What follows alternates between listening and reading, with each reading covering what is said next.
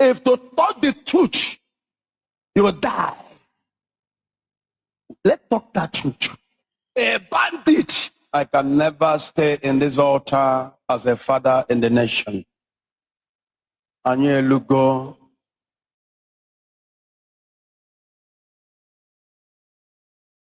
People that fighting for the light of his people.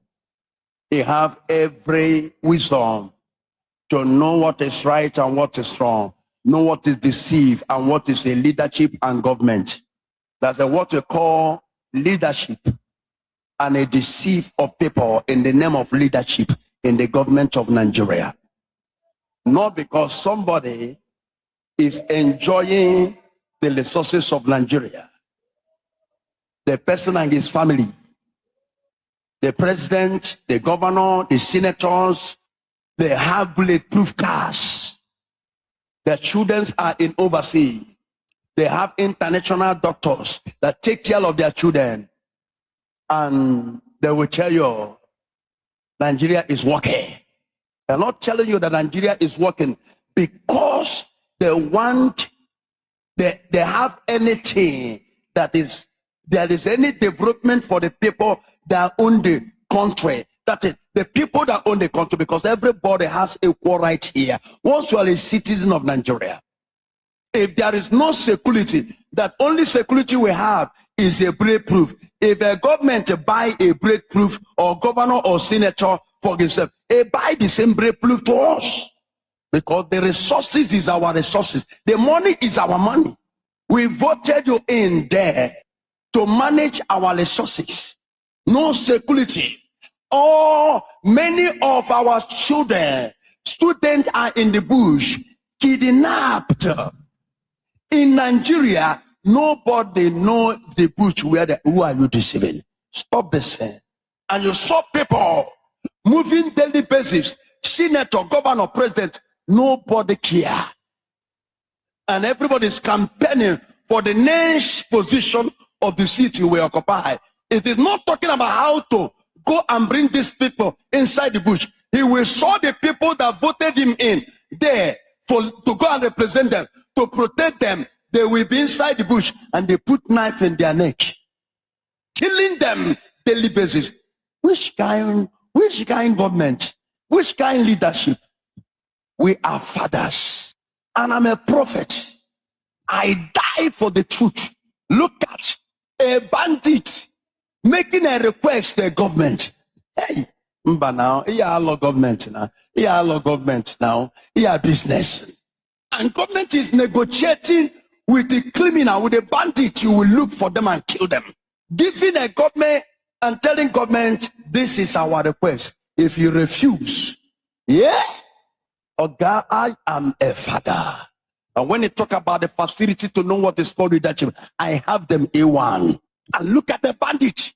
In a country they call one Nigeria. Who do one Nigeria help? And a particular people, bandit, requesting that they need Sharia law. Yeah. They want to Islamize us. We don't have much time to live here on earth. And this little time we have, we need it to fight for the freedom of our children. Even if you die for it, we do not care. We have lived life 20 years, 30 years, 50 years. What are you living for? What will ask yourself in that age of your 50 years? What have I done for the country? The reason why God bring us here on earth and put every facility on this earth is for all to use it to help ourselves. No 24 hours light in Nigeria. No good road in Nigeria. No security in Nigeria.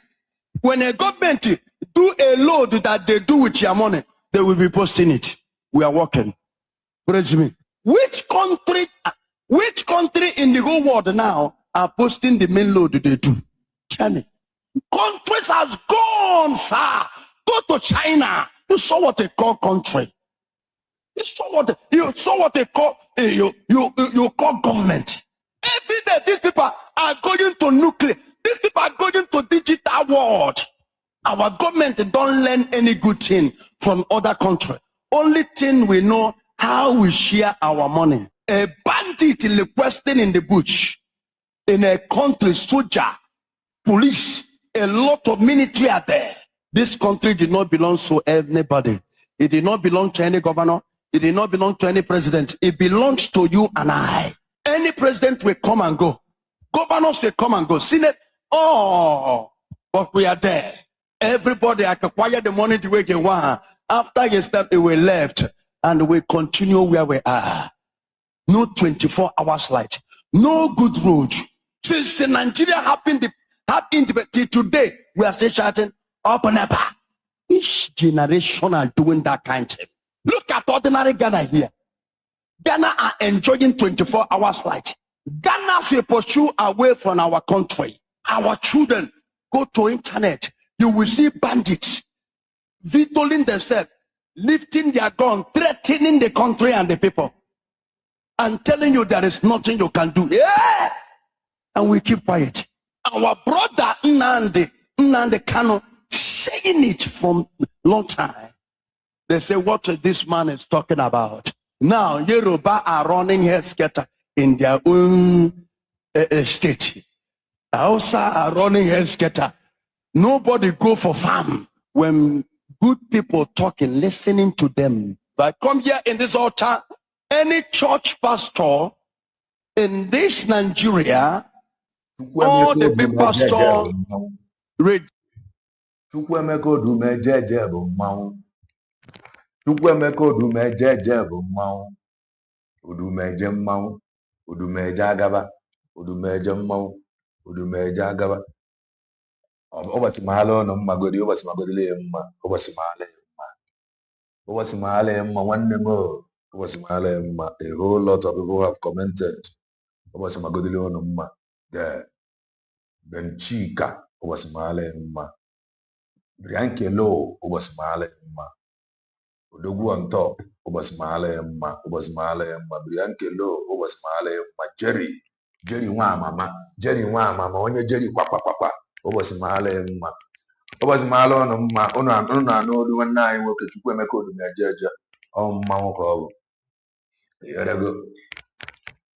Oh, Messiah, I say, this pastors that is not saying anything. Because of that, let us go to Omenani. This one is saying something. Oh, these pastors that is not saying anything. For that reason, it is fake here. We should go to Omenani here. He is now saying something. It is not about saying something. The only thing that will motivate you to say more is when you see the people you are talking to implementing some things that you have said, or listening to what you have said.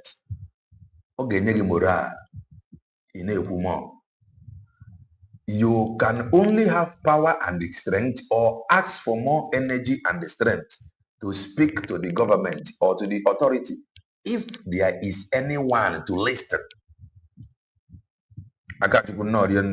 If there is no one to listen, you will be tired of speaking. That is human being for you. Some men of God have spoken out. Many of them decided to shut up because nobody cares, nobody listens. So when you see some people attacking them, I don't know. Because those that is attacking the pastors that they are not speaking, don't forget that they themselves equally have voice, but they are afraid of speaking up or speaking out because of the unknown. Then they now want to push the pastor to speak or say that they themselves are not able to say. Pastor, what would you in a two pastor say yes something? A pastor who is equally afraid of Nkolu, who is fooling who? The Obodadi go very haggard. The Obodadi go into waiting for anybody. If you do him, a boy was arrested. He was tracked and depicked, dumped Name Barracks for days. And where is him?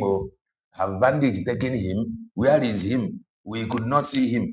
His only crime, Frank, no, his only crime was to repost a picture that was sent to him by soldiers. Ndị ọgba mgbọ send the picture. This is what we are going through.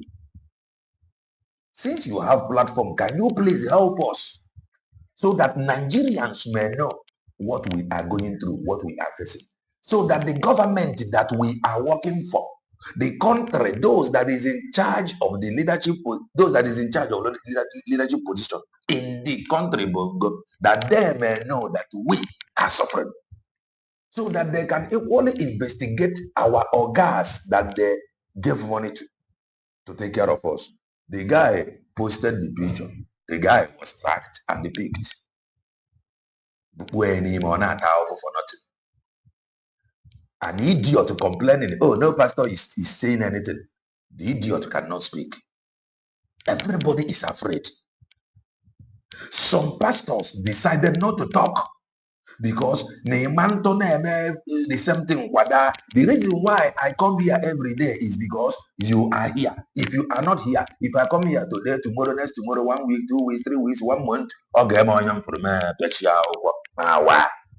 that is normal.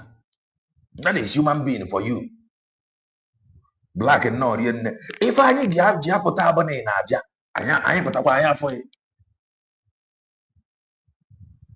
If when you abone mana more gabia, Nambiara and that is human being for you.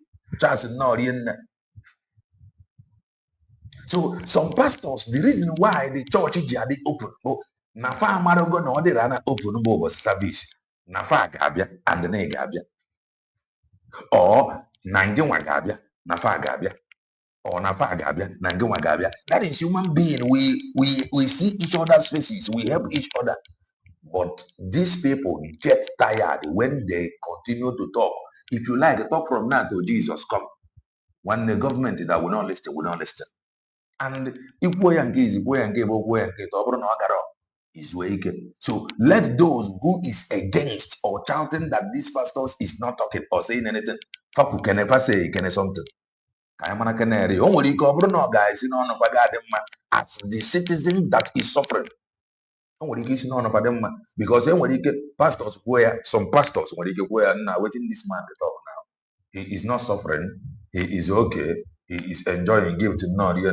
Then what is his problem again? In fact, for that reason, let us go and impose tax on him. Because no, then again, why was if you went, we knew we do what name on when a problem I am wickedness. Amen. That is the truth. So we are all in this together. Let no man blame anybody. Everybody is suffering. The reality now, bandit, Arabana Bungorians, bandit name give away like social media. Bungorians, they are sending accounts. Bandit and Abailifego. Again with this is black people. Yeah, this huge. Bandit. Bungorians, they know. A man who is hungry, a man who is suffering is capable of doing anything. A hungry man do not know his right. Hungry man don't obey constitution. A hungry man is angry man. A bandit on social media.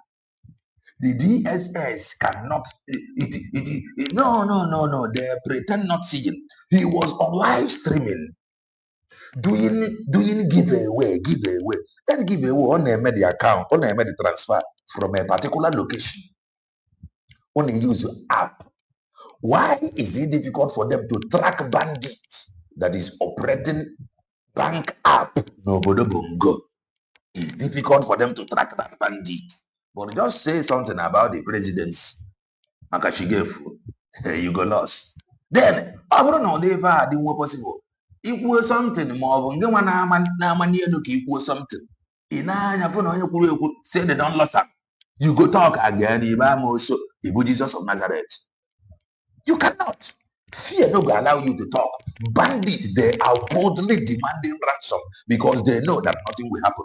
I played a video. The man said that one of his friends was kidnapped. On the way to deliver ransom, Fak Oluego, na Ghana must go. Apụta na military checkpoint. Ndị ọgba mgbe emepe akpa. Pamepe akpa fu ego. First sell their own. The man will be like, but I am taking this money to bandit. It is ransom. They said, go and tell the bandit that these people here take this money. The man happened to meet another military checkpoint. They told, this is money we are taking to bandit. They take their own. Or you go there. When you go there, tell them that we have taken our own. Now like this, we go there. What command is that these people here take this one. These people here take this one. They said, okay. February one already remaining one. They were released here. The kidnapped victim. About man if I have a business. Oh, come out and talk. If you talk, getting by engaged, we don't know wisdom apply. We are all in this together. Sunday no yen. I am talking now. Never will I loco. I am talking now. That is the truth. Whether you go freedom fighter, whether you go non-freedom fighter, whether you go, the only thing, guys, in fact, in time to come, people by themselves will be registering to bandit so that you will know that I am your member. Again, we register. You will register so that if they mistakenly in operation, and register for somebody far away. That is the truth. That is where it is heading to. In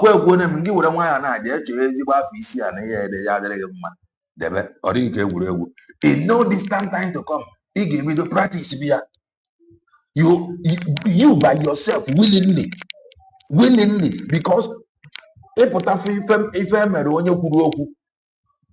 of that, you got to go now. If you see a non-Muslim, as a human, common sense demand that you begin to practice Islam by yourself without anybody forcing you. Now you go by yourself, they practice them, so that in case of incasity, the day you will encounter them or they encountered you, hasege oya be in Islam get nwe ka inwe ike na ana ekwu okwu ge ntị ihe anyị na-ekwu na-eme na mbịarute edede ya na akwụkwọ ọ na-eme na mbịarute anyị abụghị sị gị ngị chaa afọ Islam debe by the side need emesịa need now the level ebe na get to now you by yourself willingly, nobody will force you.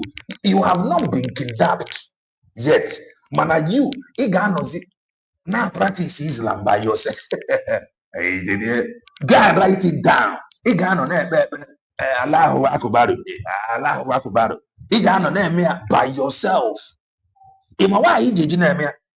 Common sense na we don't practice so that any door open age or you recite this one. So it is becoming, and the hand force apply. They are applying force. Stop talking bunkum. You must apply force. That is this life for you. You must apply force. You must apply force. Because we're gonna if we're running non-Muslim because Ogumuria. Oga na social media na gwara onye recite the God ka Ogumuria maka na Ogumuria ka eji wee fie nke nwa na onwe gị ije mo ya. That is the truth. Ka a gara ifio gị. Even now, what is to come, what is happening. Don't look at me here. Okay, let not TV. What are you saying? Okay, so our joy at times when consequences when men deliberately undermine the truth. And the that these ones have deliberately undermined the truth. And they have the consequences. Some of them, you are waiting for that consequences to happen.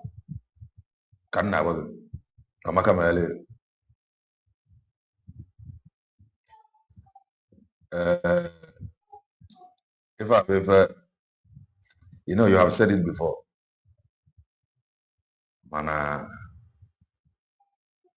Amaram ko yesi yad. Oh, mama, it is serious. Man, if I'm married, before the show, black. O nwere ike onwe onye m nwere mana nye gị onye ahụ nwere o nwere ike ọma ndị ma like chia mmadụ ejisikwere ike mmadụ ejisikwere ike mmadụ ejisiri ike taa na mgbe mụnwa kpọtara nwaanyị gosi my late mom by her soul rest in peace ọ nere ya anya sị m na ya ma ngwakwa mma anọ na maka na my choice and that my choice ga-abụ my responsibility so that onwe ife pụtabara ya I will know that this is what I got myself into. Mana ọ bụrụ na ọ ya nwa jee chọta na o nwere ike chọta tomorrow I may handle that person somehow because no ya nwa chọtara and by then at the end of the day na mụnwa ga-blame ya and that particular lady o kwuru maka ya wee kwuo okwu a mụ na ya endures up not because no nwee bad character not because na mụ na ya sere okwu no mana ife wetara na mụ na ya endures up na life happened. My plans that time because I'm very open. Let me talk this story here. The girl may be watching now. The girl may be watching. And I'm very open. And I'm very open. I don't get secret. The only secret you will ever be my area ego in my account. That is the only secret in where. Apart from that, I don't live secrecy life. And I do not have friends. That is me. I don't get friends. I want other life is here now. I don't get who to call. I'd always find how to navigate it myself. It has always been me. Soldier, one-man squad. I don't get friend. Till you get that I do not have secret. Do not mean that I have friends every day. When I find out, I go to talk to them. No. Clement, no. Jubilee, no. So I was saying something. So life happened. I called the lady. On my plans in settle. I traveled to Nigeria.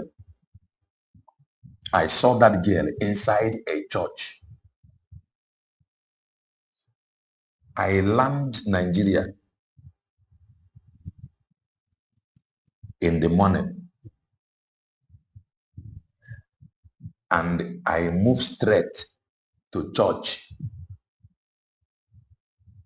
No, I land Nigeria in the morning, Lagos. I launched in the hotel. From that hotel, I moved to night vigil.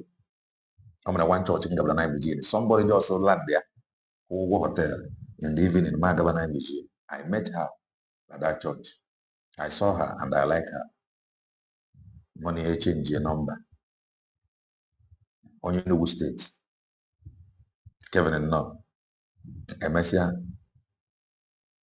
After a few days, Maga na Befa, Lagos. For my man, my name is Papa. So I am Basia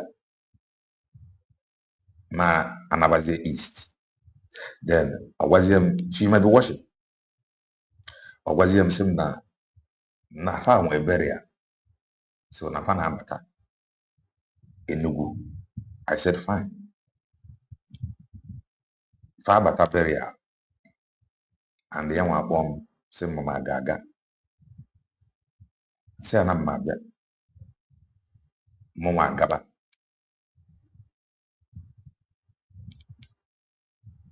We go now and the mama gaba don't know meet here. The dad meet here the mom. What for my intention? If I say okay, then the girl now have to come after their burial. Buy promise to my mom. Then my watch up because I'm a kind of person gonna I don't want anybody to disturb me. So I planned very well. My younger brother, I tell him to calm down. He refused. I now asked him to choose. They collectively choose Dubai. I sent him to Dubai. So on Dubai, I rented the shop, tinyere ya ego, ka o wee load ngwa afịa. So that ọbụna dị ngwa afịa bata, mee bubi ya na the shop, then hand the key over to the girl. Ka o nwee ike ịdị na-egotenwu pad or 1 or 2. Ka mgbapụ ka mgbachiga. That's my brother, kuchie the money. And I in Nigeria now, some months, 2 months after my 3 months after my 4 months after my Odozie my na the guy man kuchigo the money. If I want them and one no, then what did I do? I called the girl. I'm even here. I called the girl. Say I had and she know. Say this is my plan. And this my plan I work with because life happened. My blood, abroad, the money. And I am living, I am traveling. I do not know when I will be returning to Bongo. I don't know when I will be coming back to Nigeria. So the reason why I'm telling you this thing is for you to get ready, put yourself together. If you see a guy marry, okay, no, because now I return, so that it will not be more now. You will come begin to pressure me. Your family, your mother said, no, I'm going to pressure. I am going. She was happy. She was cool. She thanked me. Then life happened. I had immigration problem. After years, or nobody, then I had immigration problem some time ago. Then I told her. So I was like, maybe not going to choose if I go back that time. Maybe let me settle with her. I returned to Nigeria. Or there was here or somehow. Then I looked at her. I found out that she did not develop. Develop mean over school go continue. Over there is only effect for the past 4 years. Let me put it that way. Ji were up here. Only effect Masi Nefa Abefe Omenwuru for 4 years, like Moro, Monsieur, Brunego. She did nothing for that 4 years.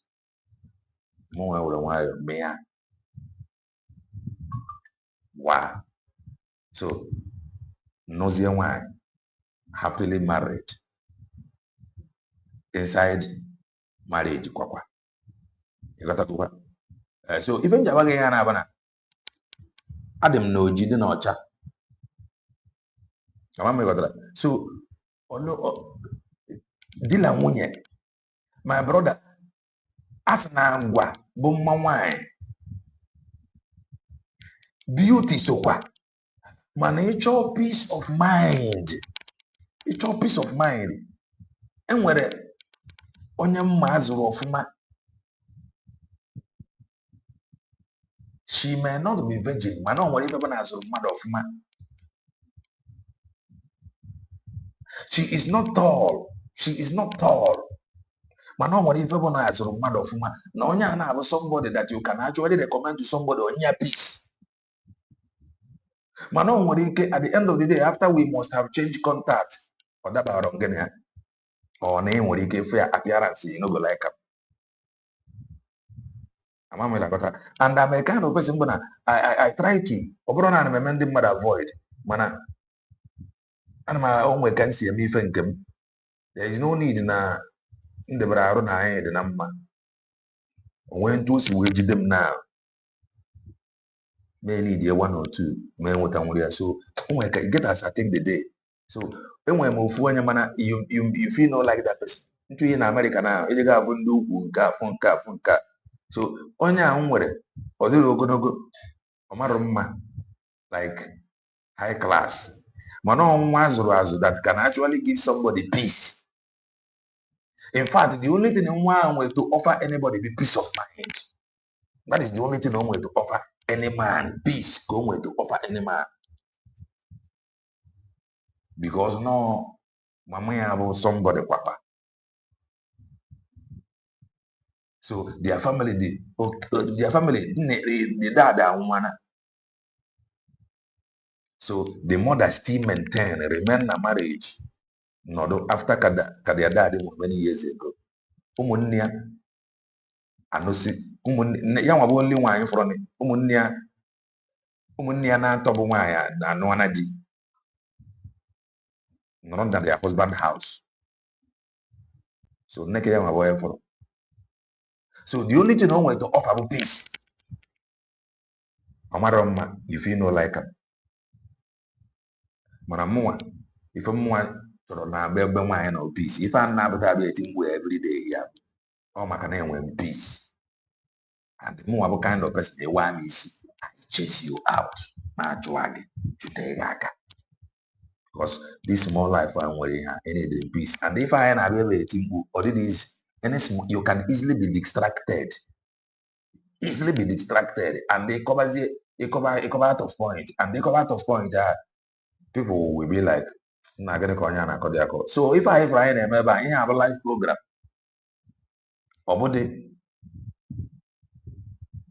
Obody messy video man by all live program. So I must be in my best before I can deliver.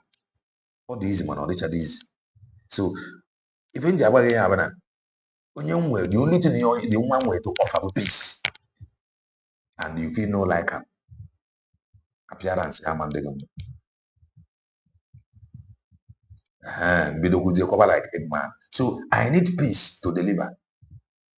So I have a marriage to the deep, my brother. So at times, you will like a quota so that when you begin to see something, a manner that na you. You got to go, you stand your ground. Man, when you can go drag now. When you can small misbehave. Why na bakwa? When you can be no now. You will be like now waiting the song. Oh, I can see a wine. I know send the I know. Kevin no. Oh, I know send your papa. Do I can say so wine. So when you get never get a contact now tomorrow you feel when you can get a more village will be like nah this thing where you find for me. That go the man marriage good but you just down. So that you get high you go be you go chiri as okay chwa was go. Quarrel with their full family. That's how it be. Oh, you go yes you go quarrel with full family. Ibuso oya bụ na aga kuchiri as a man one everybody will just dey kwa onye bụ na no onwe so onye nwe peace with the only thing I want to offer to you. Peace. O nwere ike ọma mma mana onye ya bụ egwe ha nọdụ ebe ọ nọdụ ebe a only thing I want to offer bụ peace. Ọdịdị ogologo ọdịdị ọcha ị na-achọ ukwu na ya those things adịrọ mana o nwee peace mana ọ mara mma iru ọdịdị ogologo mana o nwee peace life peace. So amaka mere anyị apụọ ọ ya akpọ mmanụ ikwechi ikwa i were aka gị chụpụ ya by your side ngaji abịa ikote ya ije kote ụdị nke nwunye maazị Nnamdi Kanu obodo ya this year na me ikote anya by myself because o nwere ike the reason why ụmụnne don't come and tell me oh why are you using only the wife or 1 or 2 butere ya o nwere ike the reason why ụmụnne maazị Nnamdi Kanu ji wee ga-etinyebe ọnụ bụ na nwoke m na you go carry this one by yourself when we tell you, you know here. So they call the other. So I have one man, you would actually could tell you what in Kedika, what in Kapapa. Udenya, this one, Nami Dragon come. It's almost on TJ Kopu away. Can now well. Away from Ankabo, you came, a woman, never was so separate. Man, they are safe. Yeah, no, they for her ear. So the enemies of her husband, peace. You see that kind of thing. That is the Lincoln community. The enemies of the husband who are best of friends.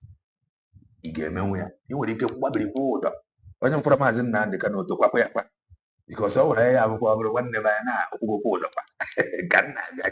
so even in a marriage, Jessica, I want me with a quack you could tell.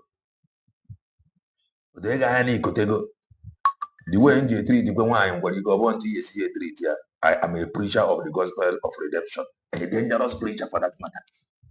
So, ndị iwu nye m knows na become a dangerous preacher. I don't see anybody face here. Can never. So I have one. Thank you. Can never go. Can money take responsibility? If you can't, if you goes. Teams, winners. This is not time. Dunamis, this is not time for the people that you people gather. You keep quiet not to tell them the truth. We have to wake up and request for a good government. We have to wake up. People are living in fear in their villages. So the villagers are coming out. And one thing we must understand is that we're from there. These churches, they cannot. What if I get home? What if I get home? That is the truth. You watch here. Oh, only weak politicians, but then our pastors. In regards to where weak politicians, Johnson and Norian, weak politicians, but they can make the church. Weak politicians. In the new Bagadi in a church, Bagadi, at the end of the year, what happened? The one who is ready to take it by force, take it. We are saying, let us meet in court. Right from, according to Bible, right from the time of John the Baptist. John the Baptist. The one onye bunyere Christ ọrụ. Bunyere Christ ọrụ. Bunyere ọrụ.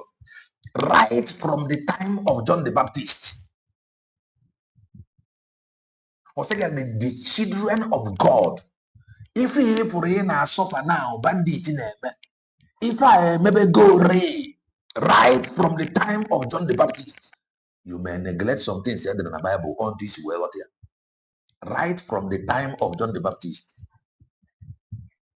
the children of God suffered violence. Manon didn't get faka. Didn't get raised to the highest frequency. They are the people that take it by force. When is taken, it is not given. They are ready to raise it, to raise it to the maximum. When they are now. They are now go born over na can if you're not. Some people now, Fabu Christian, maybe in the secret, they are already practicing Islam. So that in that day, you may not know, but that is where it is heading to. They are now applying excess force. They are applying excess force. How? They are applying excess force. On what any force the only thing for now about 10,000 at a go. That is the only thing remaining now. Apart from that, the highest force someone he game apply never money begin. They are applying it now. Kedu the force abo na ga amanye camera kugbu mmadu popo nya isi aga eji mma bupu mmadu isi. That is the highest force you can apply human ga for n'anya na abo, but it is happening. That is the highest force ebe aka no now. The highest force ebe aka fa no. So, counter, you must be ruthlessly applying excessive force. If you cannot apply excessive force, you need your own force. Rapper. Was maybe if open as wrong, rappers he go touch everybody. That is just the honest truth. If nothing is done, he go touch everybody. Okay, right from the time of John the Baptist, the children of God suffered ifesirike. Manon this rike among the children of God when they were here. Father, put this side where you preach. Farmer for side there, second nana can't with the warrior because they are weak. Many of them how many of them were groggy? The need for you to stand your ground. How many of them you go to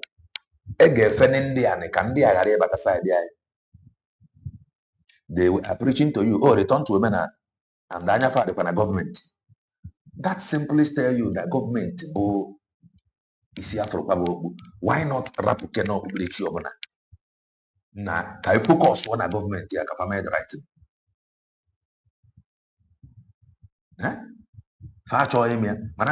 Oh, let us go to Menan. Hana, I go from Quechome Gana Jundia. Indiana Bataki, if you on the mother, how far?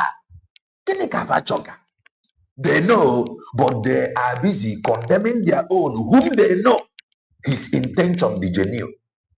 Breakthrough, no, many of them know that the intention of Mazen Nandi cannot be very genuine. They cannot deny it. But the only thing some of them do not like about some things that happened along the line. Which now some people are in orientation. All the blame cannot go to him or not on ground. I said, no, yes, see, you kidnap one. It never happened before. But out of wickedness, I am now for the people open at their intention. Take over. Father, India preach you, man. How they are bagging over the oh, man, you. Oh, now they can. Oh, now all these young red cap chiefs. They want to buy now. The guy got the worst. I am telling us, but we must continue.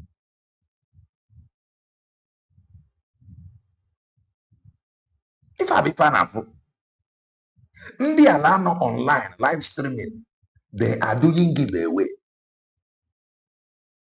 That app faji in the money transfer. Okwane app family mepe.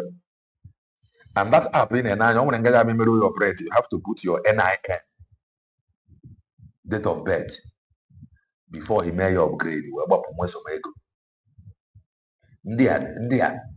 And I wagon and do if you a checkpoint, I say, okay, go and tell them that it is us that take this money. So India is so far on social media, and they found the morale. Fact they dig up but now I got in the street, nothing will happen because they already know say nothing will happen. They don't know say nothing will happen to them. They are now walking in the public. On the news in for as no Ogun State, Lenny Lagos, Lenny Ogun State. Okwani Ogun State, Lenny Lagos, no Ogun State. Na far grana one factory. Rueba filmed the matter. The reason why they are now walking openly, they go everywhere. They say they know say nothing will happen. You don't go do anything. What if you get your government you don't go do anything? So they know say you don't go do anything. Now why then they walk up and down? Even all these people that is talking rubbish. Oh man, the Christian guy, if they see bandit korokoro, they don't go do anything. Because they cannot read them. They have on social media. Far for bandit in their state. Second order and nominal. If they see bandit in their state, in their bus stop, they don't go do anything. So the reason why Faji Apagari everywhere to the point of appearing on camera, live streaming, giveaway, is because they know say you don't go do anything. You don't go do anything. Every license. In fact, only OG for bandit now. Okay, I go. When I get one that now, and when you can be feeling they are doing it because you don't go do anything. What if you get man? What if you forget all this noise I name? You don't feel do anything. Our own security, how far? Fan hang after police checkpoint. You went army checkpoint. After army checkpoint, in water vigilante checkpoint, and go kind of main road. They not say you no go do anything. Now why did they walk up and down? When you feel them. So the earlier you get video now, wait for cozy as weather now. We don't know now in your own secret place. Now I'm on to say because all the messy kwa need you go did that. You get messy I need yeah. And then now make a turn name this radical one now. This radical one on wire. You get messy I need yeah. If not, nothing is going to happen. You get messy I need yeah. This radical one now. You get messy I need yeah. They are applying excess force. Never is in a camera. Now, news you have it that they are sleeping with all their women victims. All their women victims. And then we're in the kitchen at the obodo. And they are doing absolutely nothing. Because you know consign them. But the only thing he want to do is to cry to God Almighty. However God want to do it, let it do it. So that this man Kanya Fadizie na even the Ochichiano. Because on the abu the Yabafajide now. Far sign on where fan they have the Yabafajide one now. They can put up their private jet for sale. The only prayer, oh God, turn the eyes of these bandits, these terrorists, to your politicians. Now, what you are suffering, what you are going through, you are not the cause. You are not. Manon, when you're the Naka Kosiri, something, give me Chukuabiama, Sima, Yama, Cobruzian, the when they gonna of bandit. Yaman DCOG. It will not reach your size. It is everywhere now. Honors everywhere. Honors everywhere. Rapokwa, now is the time you went to prepare. Yakoji with them Eggman using the man whom our people have respect for. Using their name. A man whom our people have left behind. You see some people whom we have immense respect for hanging around a failure. A man whom our people hated because he is a lying machine. Huh? It's very, very sad. He go touch everybody. Bandit Gakuna bus stop with AK. Only Woji we arrest. It is not possible. Man, I go on a bus stop without anything. I get arrest.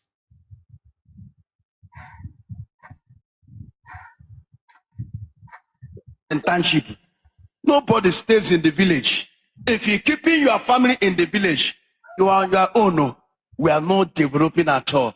More evil and skyrocketing. I thought that as government are still moving forward, like tomorrow will be better than yesterday. I thought after the independence now, we are heading to the where we are going to.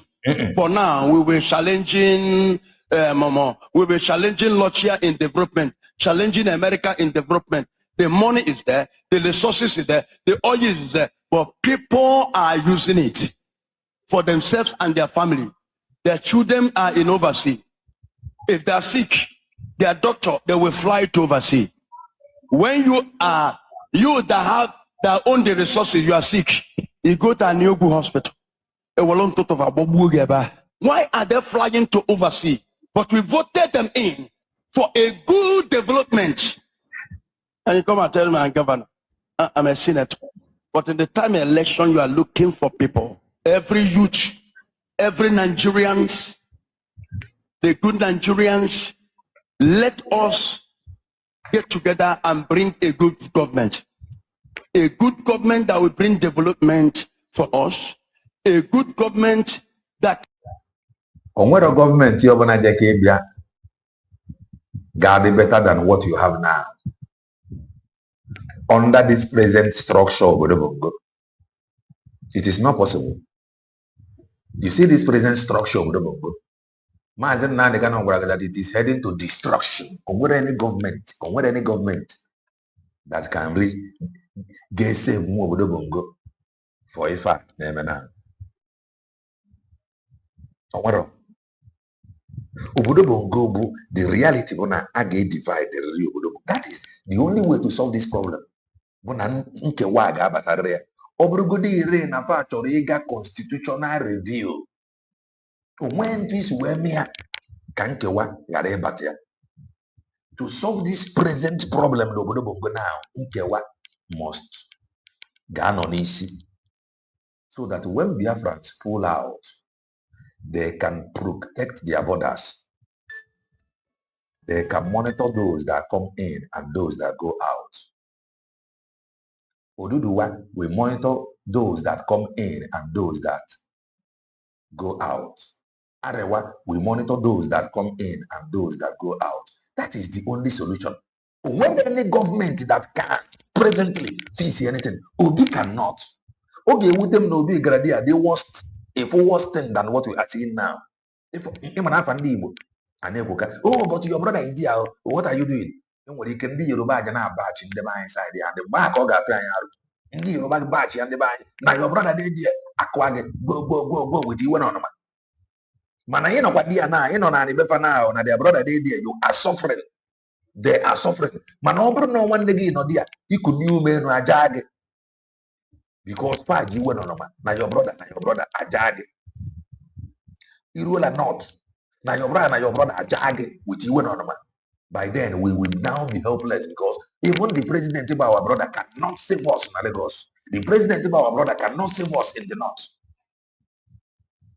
So if you can have one to here where the now everybody is suffering it. And they are business in Lagos, their business are naga. In another without attack from the other man. Then one not their business alaga without attack from Ndiugu. The attack will only come. Oh, now your brother they are gonna come in Yamani, Ajadia, the female or Guada, and the one if you get one day who can know Germany problem. Obi Aman moving forward. Obi will create more problem than solving it to buy. Go and write it down. If any April agree now. If any April agree now, all this ethnic Okusiri Canada who will move for them. Currently, ebe ọbụla afọrọ ndị ugwu na Lagos ka ha na-aga na ha na-emefa vidio the one m fọrọ onye ugwu the reason eji emefa vidio bụ na ndị a bụ ndị na-egbu ndị befa ndị Lagos na ndị Yoruba na-emefa vidio na-agbaghị so marazi ife ga-eme ma ọ bụrụ na Obi na ebe a ma afụzi onye Igbo nwere ike a gara agba ọsọ every day because agụọ na-agụfa now they have to come to ndị be anyị na-azụ afọ. Then we force you anyhow, after they engage into our quarter. Because now your brother they there. So if we agree, some people is seeing it. Oh, Obi is coming to save the whole Nigeria. Or say if the whole Nigeria, guess save the whole Nigeria. Or one day Bobondaga singles out or north, west, south, everywhere. Go to Panyanya. Obi na agakwadia for his own personal gain though. Ihe ọ na-eje na European Union asụ Igbo European Union ndị ara kedu ife ọ chọrọ ịmụgosi European Union oh Nigeria is large enough in business Africa anyị adịghị aka akụkọ business we must live before business we must live the golden to before business. I saw him talking about how Africa how Nigeria is the hobby of Nadia in this COG. They will be like nah. When I blow in non-English, now I blow English. Oh, business, Africa. Africa is this. Some of you don't understand Africa. The colonial masters. That they don't understand Africa. I saw that video. I was like, oh, be yourself. How can you be saying that those that colonize you, that they don't understand Africa? Those that bring their business to Obodobongo. There is a video I will play. Even on a man, I'm going to say a country that get their independence. Or whether Obodo na putara ndị isi ojii independence without brutal ogo. In no day in the history of this mankind, Kembo what the Webido exist. And I may apply SS force. You have dominance. You have a man able world power maintaining it. America first military analog. if you na na log one na na for na log one anything they lay their hand because they are spending money, so they need to. If I'm gonna lay their hand, maintain all their own power in order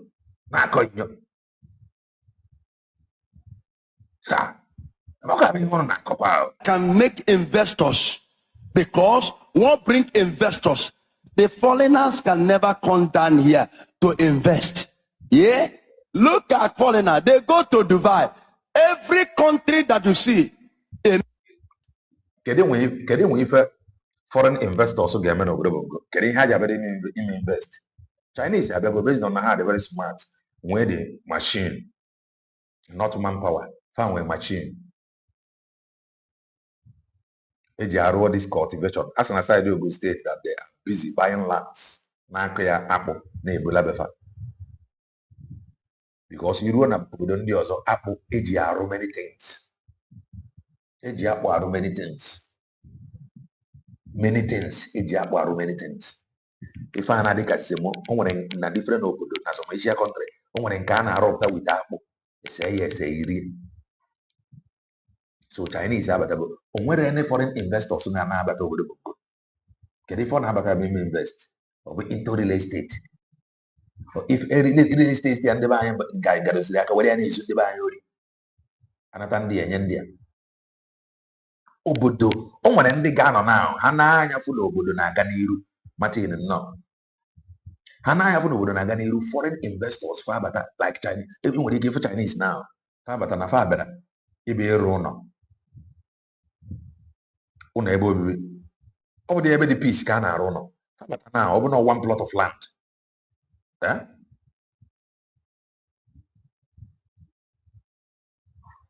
Even Obi and the Kenneth.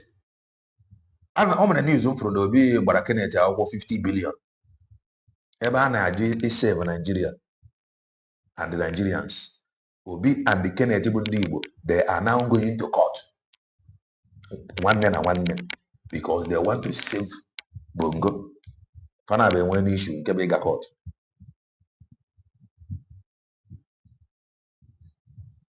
By one incident in some hours time after this one. I ain't got how that is all Bongolians. They are now fighting each other, and Bongolians probably will be watching them. So we have sued the Kenneth Okonkwo 50 billion. 5 guys in the court now. When you would tell these people, now so you don't if I ever some people are calling you, oh, no, Menani, oh, the nanny, return, think are calling you, oh, our country. They came to save Bongolians. 2 of them, they are now in court. Obi,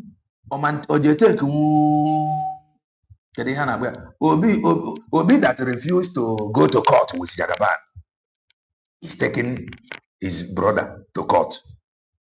And the Obi, can Obi take Atiku to court? The answer is no. Kwakwansi ya oga popia to court. Mba. Jagaban where let us meet in court Obi Abanaga.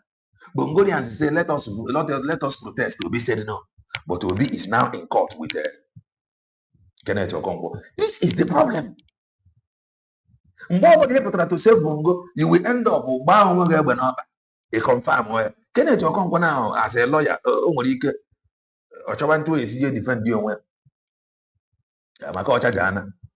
He does it now. So we have a problem for the man today that is working, developing, it is falling. Investors come because their governor, their president. So I was saying something. Can if investors gather the women of the Bongona? Nothing. Nobody also.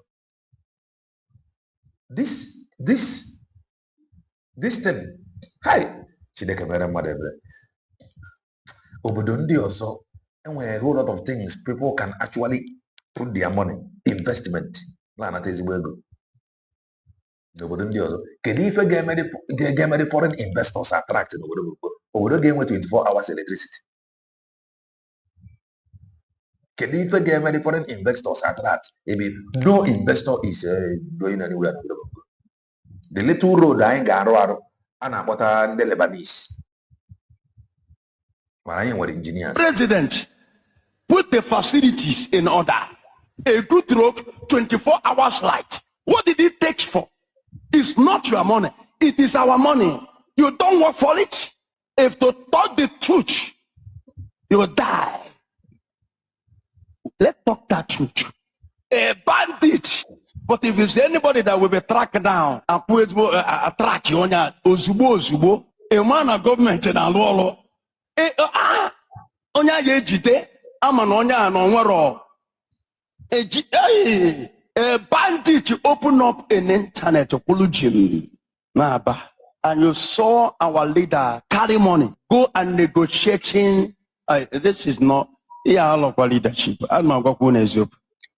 They will go to negotiate with bandits. Whenever one and the IPOB in a meeting, the IPOB in Dibo, I would have a police, Wafa Godia, Mobile Bruhanime Black Maria, Fana Tuaka, Ibo Sabo. They are deadly. That is why if I hear Omuchineke from my side, ma narigodi. Very heartless people. Are you deceiving? They are named people. We are fathers, and we must give account everything. Our children, when we old, our children, look at videos of our father Jubu flying, and we are proud of him because everything that make him to fight, you are seeing it today. Injustice to Igbo people. Nothing I've ever give to you. This is what led to that. Since after the Ogo, please do well and touch the like button if you haven't done that. Since after the Ogo,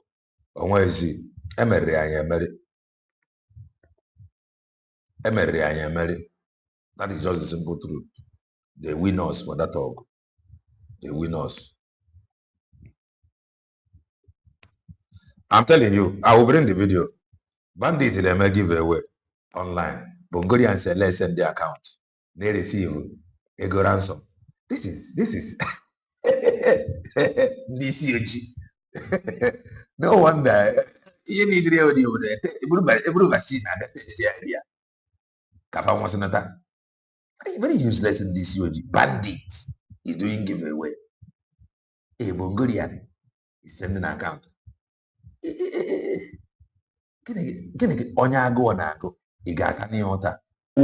Give my people their right. Seaport, international airport, go to Lagos every blessed day and they develop things. Go to Abuja. Investors are coming. Every day development in Obere and Abela Lagos. Then side in Badabai. Ihe ndị na-achị mgbadaba anyị na-agwa anyị bụ that we need Nigeria more than Nigeria need us. We need Nigeria more than Nigeria need us. Then in the Lagos one ga na-agwa ndị befa that they need Nigeria more than Nigeria need them. Ebe a na-agbagharịtụ anị. Nobody is telling them that they need this one Nigeria more than, but there are things to somehow better. Manomandi's into a bandit, they are now in the open, terrorizing everybody. They are building Skypass. No one in Igboland. No seaport. No international airport. No visa embassy in Igbo. For them, I believe in one. All these things I not complain. You game is one way. You work with an for about development. That is the truth. Open over the things are not government. The truth is that it does not matter every seaport today. It does not matter every airport today. That is just the truth. Nobody that want to work. It does not matter every seaport today. Do you know why? And when locomotive train that can actually transport those goods from that port to any part of the country. Obrona such transportation there. The thing I matter of seaport today. Obrona seaport Lagos now and where train get broom container at cheaper rate. Bunaya, Buji, there is no problem. I ever see positive. mana no ị ga-ata ahụhụ zoro ezoro ịma na importation na-ezo ezo a ga-eme import a na-ezo ezo. The highest money you can declare n'obodo Bongo, I think I'm almost $10,000. So more than that, ị ga-ezo ezo. I were ya gaa afịa, igosi afịa abata, iwe bata na port.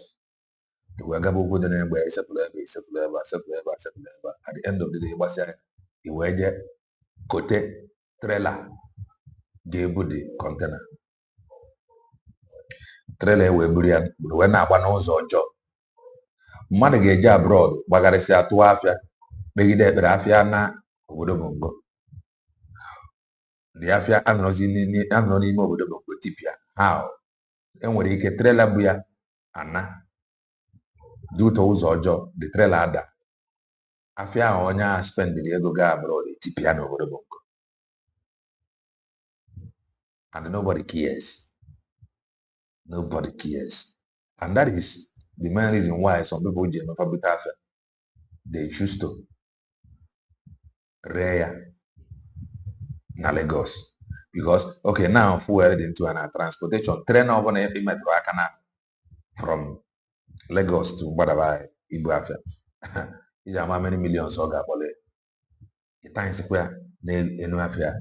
So at times, nobody that is working. The problem I have ever seaport.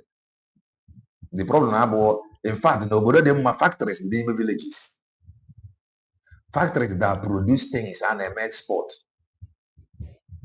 Nobody them every week now. Nobody them export. Every week. Every factory they go side in mafia. Every week and they book 100 containers. They buji and sea. The boss yap. If an able have a train will be now line or up 200 containers nebu and headed to sea from factories. Or Odoga no brother man. So oboro you wouldn't some of these things quite the panaba or the way or the pama monobody you mana things continue like this. You will go there, you will still be suffering. Seaport what they side the buy man a custom there. Custom no side the buy he na trouble. I want to gagoro how much na road block now. Iba ni mafia gagoro sachet miyoko anako. You go there with a custom na fit road. Yeah, custom dey get side the buy. You go motor la Lagos. Nyagidia. I ga no ni me buy. Seaport adio ya. Mana ga na nya motor gini yoro. Custom akwụsị. If care is not taken, it is here over. So it is very sad. Well, and then Church of Visa and Jebe Lagos. When they call now holiday yen Capicon, which government? Church of Visa. Jebe Abuja. In a country airport la seaport the man. But I am saying obodo that want to walk. Some obodo na almost every cities were airport. Man, abroad all the cities were abroad all the states were seaport. Na some obodo. Inabakana mana famwe ibu afia no mo ifendi ozo they refuse because of means of transportation. Now that port go atoya afia adoy container na train ozugbo bam obriya naga no that part of the country obana. So all the ma onwe state ebe a ga-akpa nwa ka rụọ ya ọ ga-enye aka boost kwuo the economy. Mana onwezie state ebe a ga-aja akpa nwa aka rụọ ya a ga-enwe means of transporting those goods from ebe the tende ọ na-aga ọfụma ọ gara dị ka this one we have now. Airport dị mma ebe ọ bụla ị chọrọ isi wee mee travel you can easily travel. Mana ọ nwere ebe bụ n'obodo chọrọ ime ife fa ga-eme ya. They are talking about one. Look at the Joma in a when they melu policy. Look at the Joma. mmadụ because ọbụla ụmụ gọvanọ, ọbụla nwa senator, ọbụla nwa president, ọ ya ka ka ji eme election na-ekwu onye ya vote for me. It's not your brother ka a na-echechi n'ụzọ gbalisie moto fa. Onye ọbụla na-ego bulletproof. Onye go bulletproof, onye kwa bulletproof because this is our money. Or else I ejebe ebe a na-ele bulletproof kwuchie ụzọ. Ọ gaghị ebunyekwa bulletproof. Because if you go to foreign countries, if you don't have a job, the government will pay you until they bring their job to, so that you shall not be a criminal. Is it not true? What makes people to be a criminal? Is it not because of no job? When an hunger, I go to the lonya or chonyo yezulegia wejegoluni. That's why I used to ask them, what have you provided for the youth? If government is working anytime in the university, time and make graduate, let the government, I give this to Dangote before. I tell you, go to schools, because I know 4 years, universities are producing graduates. Go there. Because those children don't have job. All of them. Put them into job. Take this letter. Let be 3,000 in Enugu University. Maybe 3,000 graduates in Iwariam, or 4,000 graduates in Unizik. The government, you go there. They don't need to be looking for people. And government must make announcement. It is a government that must do it. All the youth of this country, they don't have a job, come to this office, put your name, government. If they veto you, you'll be saying it. This is office, an office of so person, come to him, presented your everything, and the government will provide a job for you. It must be announced. That is why we call this government. Government is not a personal family business. Go to those universities. In the time the school is now bringing graduates, people has already come and they come there. How many people graduated in this school? Let all of them bring their letters and their CV. You will get your letter and for job too. The world where we cannot live forever. People are selfish and wicked. When you finish your Buruna, what can I tell my children? What can I tell the children of this generation? Ekpere Bongorian siga na ekpe na ka a ghara ikwugide okwu Ebola ma ọ bụ COVID ya iwee nụ lockdown. Ọ ngị nwa ga anọ lockdown, bandit ya dị ya nọ lockdown. Imegideghala nụ lockpam now. Opportunity ya atọ ewere ya wasa everywhere. If I have the only prayer Bongorian siga na ekpe na ka a ghara ịnọkọta wasị lockpam. Imegideghala nụ lockpam now. Was everywhere before I say let people begin to go out. Or set yeah. If I ever news Ebola cause no COVID in effect now, immediately I no lockdown. The 5 man no lockdown. And when Lonya no here, go there will listen to Popatagonowa. And those children that graduate in that school, give all of them letter for work. Those that can get a work in Nigeria, those that can get work in overseas, Dangote have all this contact. Governors have them. President have them. So in Nigeria, what government is all about is to carry car, come out. Onye na-aga egwu ngwanese numotia. Onye na-aga kwa president. Hey, 1, 2, 3, 4. Daga. Onye na-aga nwunye president. Kwa somoto obu aga. Aya. Onye na-aga governor. Ewo, ya. If come on anya. Governors are not celebrities. Governors are developers. Government are developers. When the America talking about their president, look at China president. I don't think what the that man they changed the before. China and election. Okwada one president ever. Even Korea. Okwefonya never.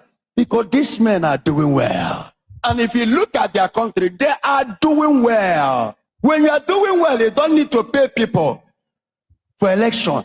They are the one that will tell you, Oga Caligo. If you're a good governor, a good president. He don't need to struggle for the easy people. Yeah, good job. They will take carry go. I pray for you. God shall remove bad government in Nigeria. Right. If I want 9 okay. If I cover so you don't have to buy any chalk now, but before you got what good governance is all about. That is the truth. Now let us go to Ebe Bandit in a giveaway and the implication. These are the faces of the terrorists who were sharing money on the TikTok. So if you see the comments here, when are you coming to Ibadan? Please come to Oshun. There are a lot of people who drop account number for them to give them giveaway. Okay. But for some security reasons, I didn't bother to, bring out the account number because I did not screenshot it by myself. Someone screenshot it and sent it to me. So there is no need to be exposing people's account number because when you do that, DSS will just come after them.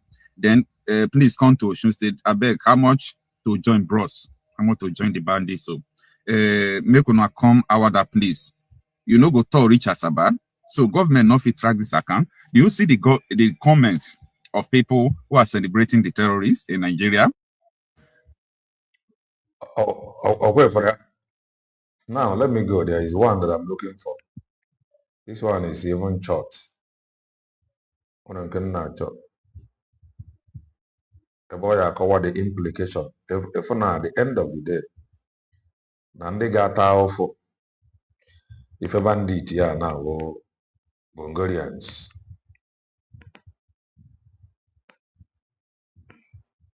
Bungarians on there for or if I now for bandit in ego na social media. Come on over that video. Come on for you.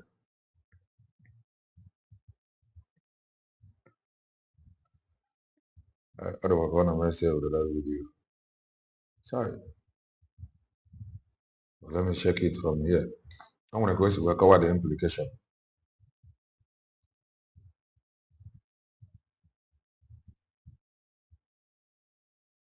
Of course, we'll cover the implication.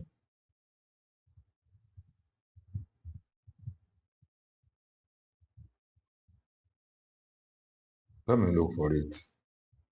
Okay, to grow gonna go into a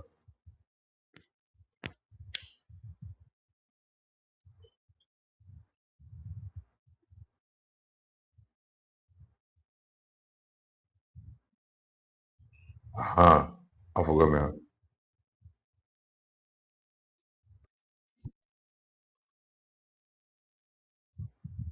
Well, come on, I'm a okay.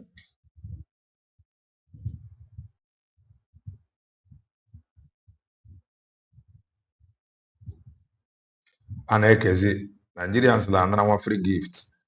That is how they are. They want to enjoy. These are the faces of the terrorists who were sharing money on the TikTok. So if you see the comments here, when are you coming to Ibadan? Please come to Oshun. There are a lot of people who drop account number for them to give them giveaway.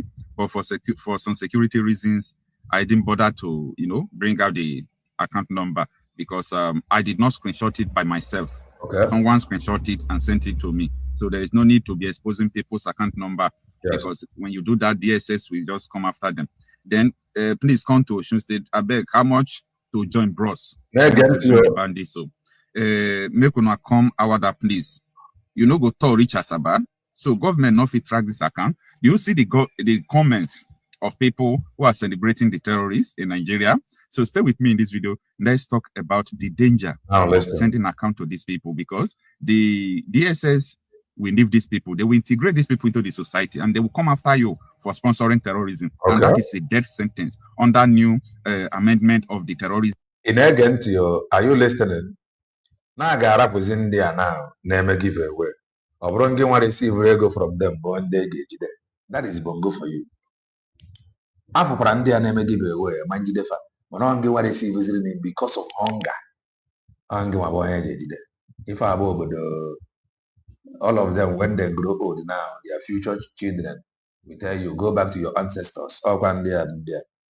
Isn't act. So I want to explain some certain things to you in this video. So stay with me to the end. Tinubu and his people created a militia. Who said those words? Tinubu and his people never created the militias. So why did you say they did on January 22nd, 2023? I never said that. A candidate of one progressive conference as Wajimola Ahmed Tinubu and his people created a militia. This is the first time in the history of Nigeria creating a militant. Monday, June 8th, 2026 is today. Good morning. Thanks for joining me in this video. First and first, the other day, the terrorists were on TikTok. They were sharing money. They were doing giveaway. And a lot of people were submitting account number for the terrorists to give them money. I'm not going to say that why has the SS not arrested them or tracked them, because we have concluded that the federal government is aiding them and is collaborating. Oh, somebody bow. O criticize the government. Bogede fa no. Fa porozie ya. Mayor onye ofu okwa. O changes the turn on 360 degree. Praising the same government. If I only see Oji, because of ego and power, he want to be noticed. They have noticed him. Poya, new iPhone on the one side, praise with the same government. If I this Oji, because of money, and you give now, he is now praising the government. The government have always said one of the best things that happened to Bongo. This is why we don't this Oji develop. Yeah. With them. That is a part. But for some of you who are presenting the account number for the terrorists to send money to you, I understand the kind of hardship in the country. I understand that these people has weaponized poverty against the people, both in politics and in insurgency, terrorism. So I have a message for you. Listen, we are living in a country of a particular concern. What you are going to see is different thing entirely. Okay. Time will come. They will look at the link where the terrorists transfer money to people. They won't hold the terrorists, right? They are going to hold you. You, Amaka, Jacob, Unduremi, you people sending bandits account number. You are the one they are going to capture. And they will say that you are a terror financier. That time, the pressure will come. They will tell you that they have released people who are collecting money and sending money to the terrorists. And your account statement will prove that you really collect money from the person. Then that time, they will tell you, what link do you have with the terrorists? Maybe you will say, no, it is just online. I saw them sharing money and I decided to drop my account number. That was how they sent money to me. That will not be enough to save you in a court of law, especially in this country of particular concern. The judge will understand what you did, but he will play the script that they will drop for him or they will ask him to do. So it is important you people run away from all these terrorists. DSS knows that these people are online. The military knows, the police are aware. Okay, the video where they are, sleeping with people's mother that they kidnap, terrorists will video it and post it. The video metadata is there. The position of the video is there. These people don't hide. Like, these people don't hide it. I will not say because they don't understand technology. That is because Nigeria is a safe haven for terrorists. So Nigeria is a place where terrorists can come. They will do all sorts of things, do what they want, because there is no one coming to hold them responsible. There is no one coming to tell them, why are you doing this or why are you doing that? They don't care. They just do what they like to do. So in that situation like that, you should be very careful, knowing fully well that the government of APC and Tinubu's administration, right from Buhari's administration, has been in one bed, in one marriage with these terrorists. Tomorrow, these terrorists, they will put them into the society. Let me tell you the danger of what you people are doing. Tomorrow, they will put these terrorists back into the society as repentant terrorists. They will rehabilitate them. They will say that these people have repented, though. Then, after they must have repented, then they will start doing investigation. The people that are collecting money from terrorists, they will now come and arrest you after they have pardoned the terrorists that give you money. I'm just trying to play script for you. They will come and arrest you after they have freed the terrorist that sent money to you. After they must have integrated him or okay, it is him, it's not a woman, okay? After they must have integrated him and his group into the society, they will come after you. Then what are you going to do then? Anyway, that is apart. Let us focus on what happened in Ngoshe. Remember that in Ngoshe, the terrorist attack that happened there, people did not talk more about it. I made about 3 videos about it, where they kidnapped about 400 people, women and children, are the major population that they kidnap. Now, recently, the Boko Haram terrorists now released some persons. The Nigerian army claimed that they rescued them. I want you to pay attention, no, because this is very dangerous. Nigerian army has indicted themselves. Now, the news we are confirming right now is that the Boko Haram terrorists, as usual, you know, they are against Christians. The Boko Haram terrorists now release the Muslim women. If you are a Muslim, they release you. If you belong to Islam, they release you. And they hold Christians to ransom. Up to now, they didn't release the Christians. They released the Muslims. And Nigeria army claimed that they are the one that rescued these people. Now, this is the danger part of it. If the Nigerian army claims that they rescue these people, in other words, they rescue the Muslims and leave the Christians. So the question we are putting forth to the Nigerian soldiers is that, so you people went there to rescue Muslims and leave the Christians? This is a 1 million question. Do you people go there to rescue the Muslims and leave the Christians? This question is here to be answered. It shows that Nigerian troops did not rescue them. Boko Haram willingly released the Muslims and hold the Christians, you know, to account for the ransom and pay their blood tax for not being a Muslim. Remember Nde Shaibu? Remember so many of them? They are still in captivity. They got married to them. Their crime is that they are Christians. Whether they are still alive up to today, nobody knows. They are still Christians. Nde Shaibu was the one that gave Reno Mokri fame. Reno Mokri was going from one country to the another, campaigning that there is a Christian genocide. A Christian girl has been held because of her faith, and people embrace him because of that message. The same man was the one who brought Mike Arnold to lie that there is no Christian genocide. Mike Arnold said, no, That is black I man. can't do this. That is black I man. can't do this because of money. This COG. You see how black man is? You see how dangerous a black man can be? And that is why I'm telling you that this country is not sustainable. If you like to do what you are doing from now to next year, you see this insecurity to increase. It will only increase. Are we praying for it? No. Are we trying to fight it? Yes. Are we fighting it? Yes. And the only two solutions to it is that, number one, everybody must arm themselves. Arm yourself, get your gun, join the security outfit. Everybody must police themselves. You must vigilante yourself. You must vigilant yourself. You must get your own gun. It might not be important to you now, but the day they will strike you, that day you will remember that there is something you ought to have done. That is number one. I saw the message of Oni of Ife. He's telling the Yoruba monarchs to gather and use voodoo against the bandits, to gather and, use traditional means to fight the terrorists. If you have a traditional means of fighting the terrorists, what are you waiting for? Do it. Do it. This is about life and death. This is an existential threat. There is a place these people are going. Because I know their destination, I can tell you what will happen next time. Next time, terrorists will be walking, not on bike, not on everything. They will be walking in so many communities. Going to your house, they will knock for you. Are you a Muslim or Christian? You are a Christian, they will behead you. Enter another door, knock for you. Are you a Muslim or Christian? You are a Christian, they will behead you. So, and those who is Muslim now, I want to find out they far now. FGC can their faith. Now far the save. Okay, this is where they are going, because I know where they are coming from. I know their destination. So I know where they are right now. I will not stop giving you this example. That if you are going from Delta State to Lagos, maybe you move from Asaba, the capital city of Delta State. When you are going, you will pass cities like Isenuku, you will pass Agbo. And when you are in Benin, I can predict that you will get Ore because you are going to Lagos. So that is how I understand the movement of these terrorists. Their mission is to overthrow the Nigerian government.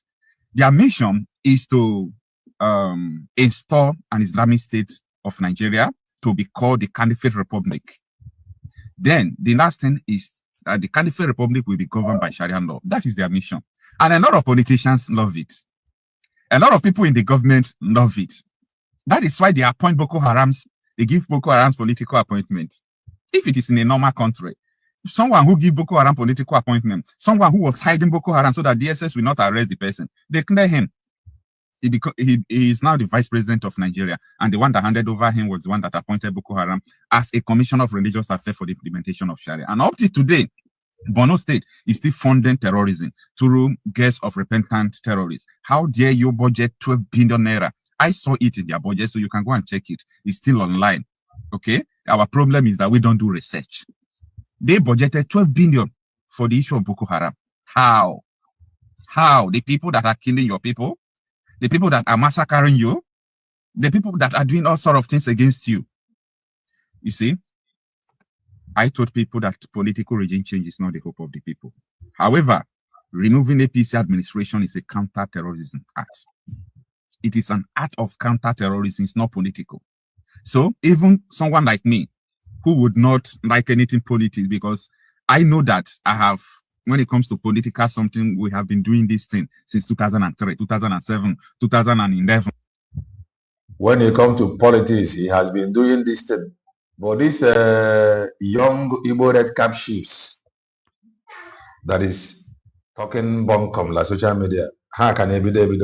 And how are they more dangerous than Ndinka from now? From 2014, 15, 2019, 2023, nothing changed. It's not the hope. Things are getting worse. But you see, removing APC is a counter-terrorism act. It is a work that must be done. It's like a do or die affair.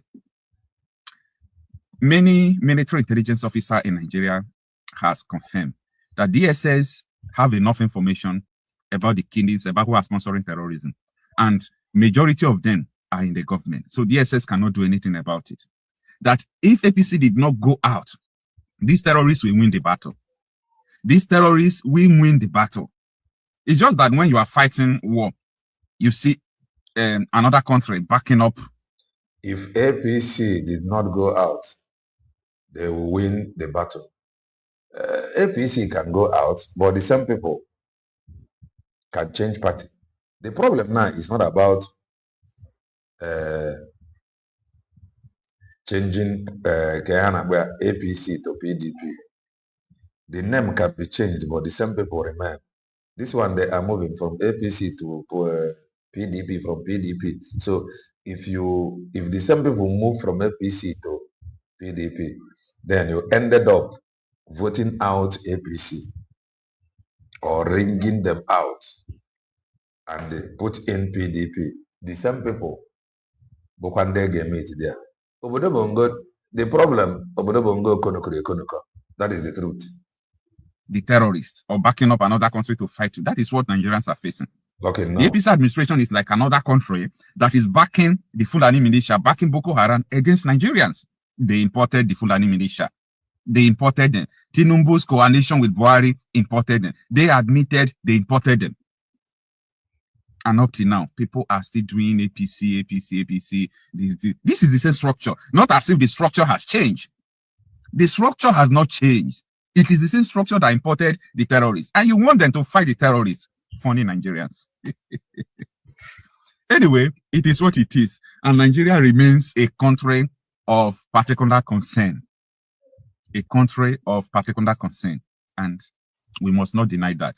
Anyway, it is what it is. Stop sending your account number to the terrorists. It will indict you. And by that time, the terrorists must have been forgiven. It is very dangerous. And Nigerian soldiers claiming they rescued the Ngoshe women, Ngoshe people. It seems that Nigeria army are working with these people. How can you rescue only Muslims and leave Christians? It's a question to answer. Now, the last thing is that it is true that Nigerian soldiers claim that they rescued them is questionable. It's not approved. So it was Boko Haram that willingly released their fellow Muslims. See you on my next video. These are the faces of the terrorists who were shot. Right. Our news in Choribu with another news. The news I watch about ma.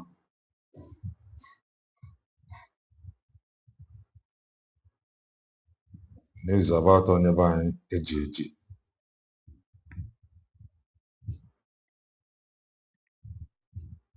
Listen, I'm on a course with a mapper. So, amazing. It may be difficult. But let me see more. Maybe before my water.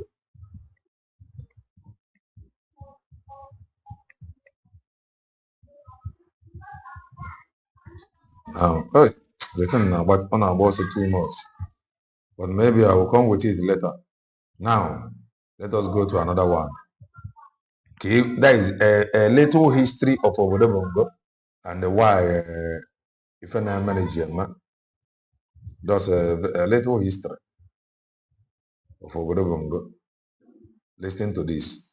Okay, back here, if you hear this, listen.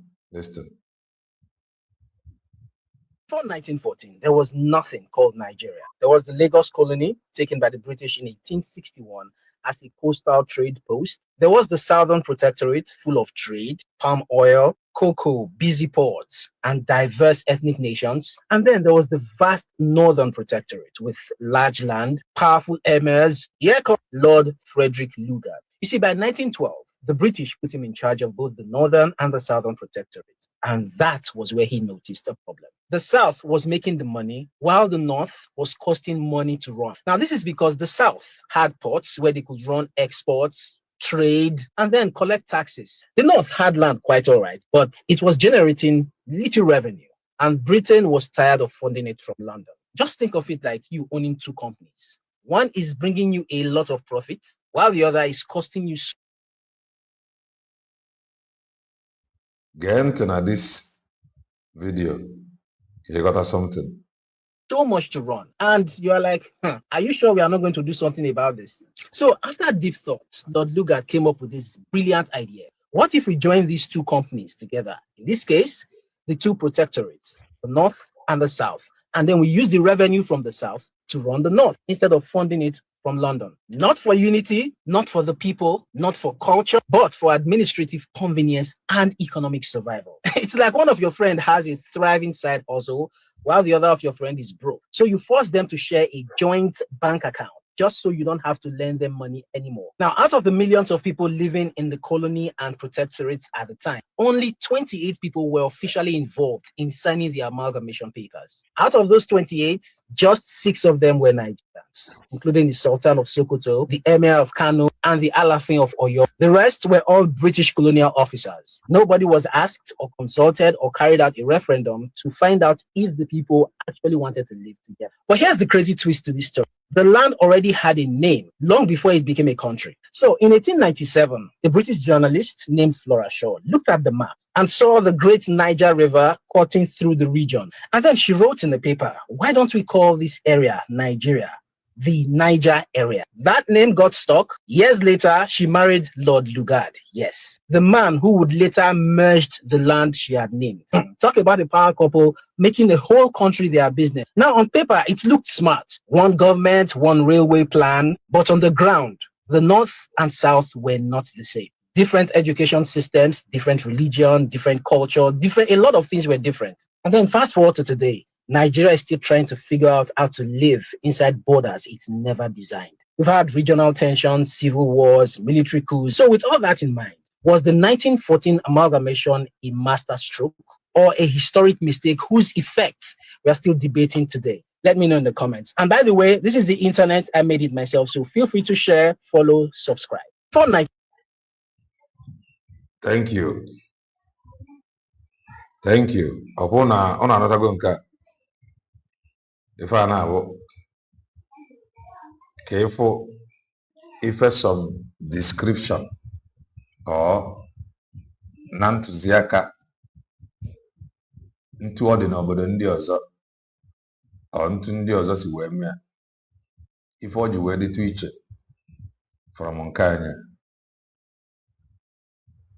if I have business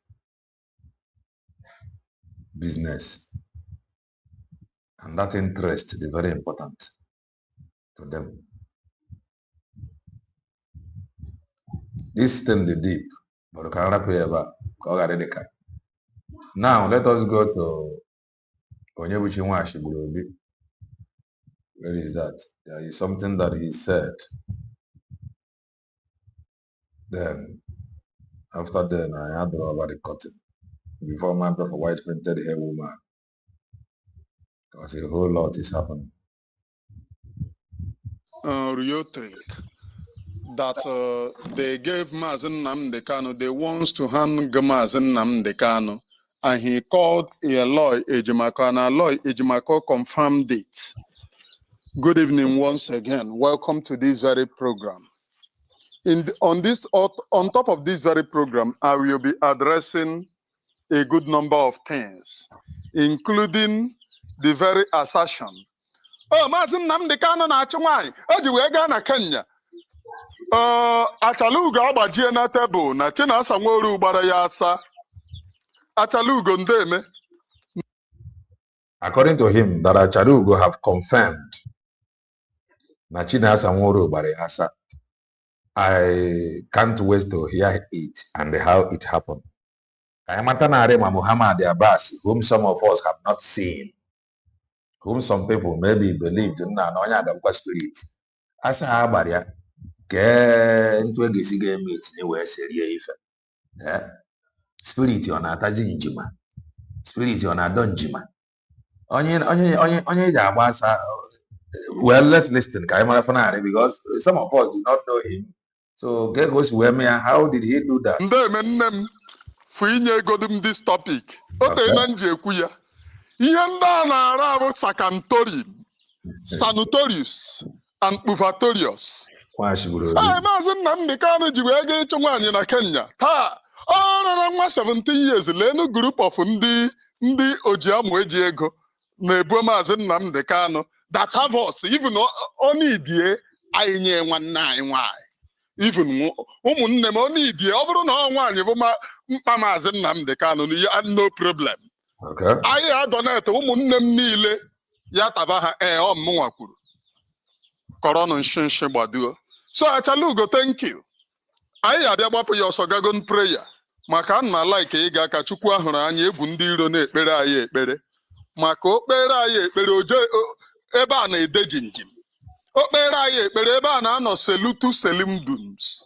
Okpere anyị ekpere ebe a na-akwụ chikamu chikantorius. Anyị aga okpere anyị ekpere. When we return, anyị banye na the main program butere anyị ebe a. Unu aṅụkwana ngwọ na nkwụ na-abịa ka anyị gago mkpe ekpere. What's going on? Last day, the restructuring. Dan, you've been here 11 years. 11 years didn't matter. You know. It's not a country that you trust on anything. All That's right. number one. People that went to Kenya to kidnap Maazị Nnamdi Kanu will not handle him with kits and gloves. That's number one. Exactly. With that being said, what we are fighting for is total restoration of Biafra and liberation of Maazị Nnamdi Kanu from captivity. Now, how do we liberate him? How do we set him free? Is by doing such thing, by meeting with maximum force. Because if there is... Just listen to him. Listen to him. I understand now. Some of us disagree. Man, if I don't know if I'm both for the we disagree to agree. Their judgment, the one-sided. Man, one thing about me, well, I didn't remember one-sided judgment. And I like him with a balance. But at times, I do not blame some of them on social media. You got to go now. I do not blame some of them on social media, especially those in the name with the information. Many of them, they want information. He do say it. He's contacted on social media. So I blame them, and at times I do not blame them. They are Okufana, the one-sided.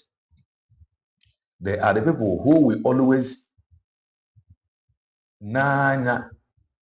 government. Let me use USB the declared government as an example. I am using it as an example. So at times, Ogadre fees if USB the declared government in fair metaro. Manafaman Neruziana Kafa balance ya mojua why Sunday no why government ya jiwe me informal fana fatabi ambeni ne na the government will make mistake and the father ya fote ya nande na homeland na-eme mistake.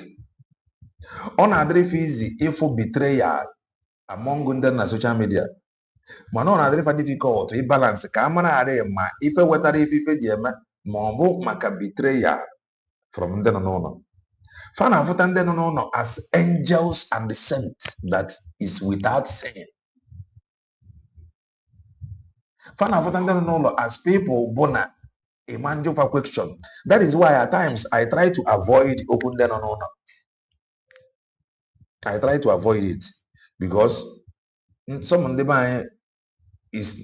some of us is not that we are not yet that disciplined enough. It may accept criticism. So at times my own I try to avoid it because of threat. Not at times or they have a threat. Some threat, then we still end up carrying out the threat. Yeah, what a person, somebody like me, I try to avoid it. Umweronwe is not given. Umweronwe is taken. That is just the simple truth. So when I found one afuta in the no as angels and saints. Over na mwa neighbor now ga afuta in the no social media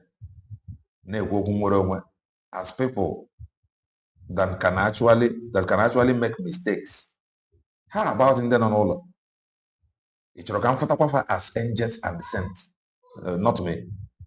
So I will avoid it here in the first place. Problem abro abia always from the social media on the abroad. And when some things look deep down, na problem see. Nande no. Man, and these people now no as angels and saints, which you must not criticize. Criticism, they are allowed. If every have their problem. I try to avoid it because they are not disciplined. Many of them do not understand. Because each other, if you want to talk now, they will say, oh, what do you know? What is that boy? What do you know? When I listen to the one I will listen, I take it. The one I will not want to take. Like I said, US very declared going forward, they can do better. They display info. Now this 30th man, I am not encouraged. That is me telling my government that they can do better. Or can money display the mother 5, but let that 5 the well kit. The room. Unless into but I don't think there was any need for them not to be well kitted, dressed. So I am expecting that next one Kafade presentable, acceptable, as we used to. So we criticize because we want I ain't sorry for informant. And then one and all should equally accept criticism. Man, they do not criticize them all. Into one of them knows we put you to just wear the night. Angels and descent. No. Oh, yeah, problem. Man, some people whoever. Fathers Ramazan Nana cannot ask a man without sin. I don't see him as such.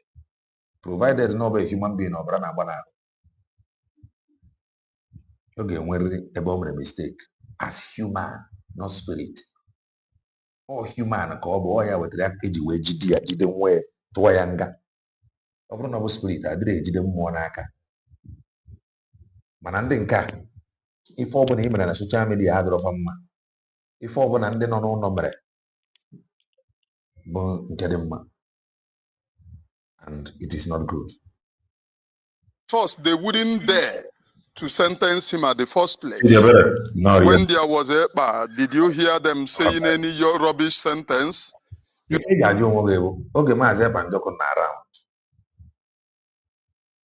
Why not Romazan now the canon got there?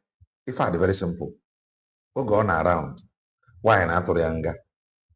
Or wherever after Comon's about why Anga at Romazan now the canon got.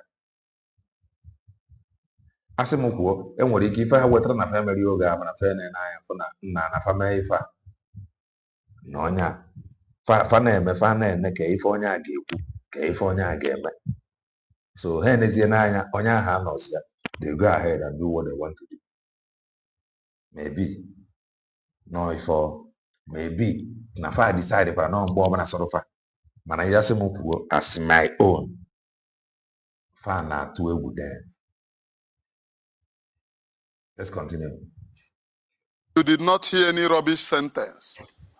When there was Simon Ekpa, there was no rubbish sentence. All of them became deaf and dumb. As soon as they saw that they have achieved their aim, there is sentence. I used to tell you people, if you have been listening to me, you know that I used to tell you this. If you meet what Nigerian government listens is force. Force is what they listen to. When you meet them with such force that they use against you, they wouldn't dare do any other thing to you. That's number one. And that is the reason why their boys in the SDOS, this umu atunu umu agame belea, achiko alotara ma mebe onye ndoshi we chikota ndi nzama, no na chalugo kanshi we no na chike dozio na aba n'ire magi. Onye before I heard that no na arụ ebe a na-distribute anụ na Switzerland. Before ihe now o nwetego obere ego ba ire magi ego IPOB ala na n'ime magi. I am onye bụ Chinua Achebe. Pay very close attention, please. The thing that Nigerian government under late Muhammadu Buhari wanted was to silence IPOB and then by Onyendu. They have those plans intact. The Fulani government of Nigeria, their number one plan is to silence IPOB. Get all this Umuapakeku, this SDOS, and then unalive Onyendu. The people that aided them in order to extradite Onyendu to Nigeria. Can we actually prove that God exists? Hired this DOS, the ex-wife of Onyendu, the Chakeleke, that is Oji Uemoji, Diezi, nke na amabe yi panto, nke panto na awalai n'ike. They hired that university akune, obro na university days. That is the information available to me. As in here na ekebo, oya sahe savannah on here na eke in university days. As unless me in akware. Ndị nyere m the information wee sị na ha dị surprise mgbe Maazị mere introduce as his wife. So they have no other option than to respect her. As in university days, no akwa ijukwara isukwu uche eke ime hey anyaghere gị ya na ha dịkwa surprise mgbe Onyendu mere introduce as his wife. They have to give Onyendu that respect, honor, and privilege. But na ihe oloro over achake. That's number one. They hired that Okpokeku, Oji Uemoji, Abiam Iyeta. They hired them. Their main aim is to use them and silence Biafra struggle. Once they silence them, they can be able to buy Onyendu. On this very platform. On this very platform. But all the surprise to you people. It's not surprising. They have the agenda of unaliving Onyendu under late Muhammadu Buhari nke nwụrụ anwụ. So by extension, it is the Fulani government of Nigeria, their plan and what they wanted to do against Onyendu. It is their plan. Uwazirike coming out to say, oh, na yo kpọrọ ala Ejimako. Ask Uwazirike, that time that you were gallivanting, boasting that you are in contact with his boys. No. You and Asari Dokubo said it. No, his voice na collect ego from you. Wazirike, you said it. That time that you told him that in Megide Bulata in Nigeria. So you did not know the plan unwere mgbaha. Wazirike, ima plan unwere mgbaha. Or the plan of Ibuya. Say, oh, look at the plan of Nigerian government. We already know all of those things. We already know your plan, Wazirike. We already see your plans. That the main number one plan is to honor life Onyendu. We know that. Stop call. Oh, yeah, even you said it. You said it that time that you said, oh, na judge, na law, na pass, time, na ye sentence kwa Onyendu, na to enga, a sentence to buy-in. We ask you, Wazirike, under which law? Were you not the same person who was accepting and telling us that they will sentence Mazen Namdekan into buy-in? So you don't know the law which is sentence into buy-in. The truth of you stop in a full long one. For those of you reaching out to me, that Wazirike Wazirike is part and was part and is still part of the original plan to honor life Onyendu. Wazirike came out to tell you anything that they want to do. Wazirike will come out to tell you people. Wazirike came out, even this SDOS, there was a time they said, oh, they have given Onyendu life imprisonment. If the Onyendu appeal now, they will sentence Onyendu to buy-in. All of them knew. They knew their plans. But what we are telling you people is that no matter whosoever that you are using against this very Biafra to subside this very freedom, it cannot work and will not work and can never work. Listen to me again. If you like, continue using the people that you are using. I am only telling you people today that those things will not work because I am Wanya Kazo and we will keep on defending our territorial integrity. That is number one. Also, no hire everybody in order to stop this very freedom.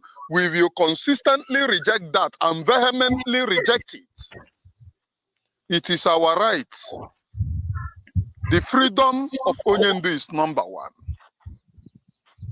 Oh, that time that you told us that I sentence Onyendu to hanging, Wazirike, or they sentenced him to life imprisonment. Did you call Aloy Ejimako that time? Mbaha, I can't pass a judgment. You have already concluded that, oh, yeah, Aloy Haneme, Ayaka, because you people want a Geofor, which is the head of a negotiator, to be at the head. I will simba. No, let a Geofor get out. Since then, you people have been blackmailing, going from pillar to post to talking rubbish. And again, all these lawyers now galivanta around Onyendu. Only God knows who is original among your people. Okay.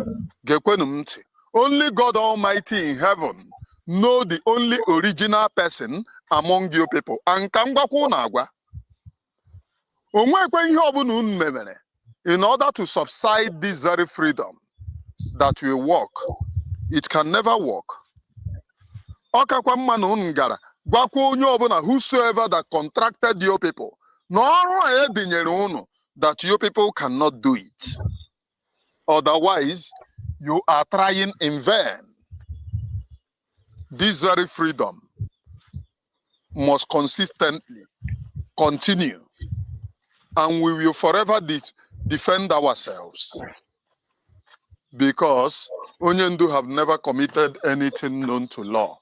Even in the Zoological Republic of Nigeria law, he committed nothing known to their law. Otherwise, they couldn't have strayed themselves. They could have shown Onyendu where the law is that they are using to sentence him.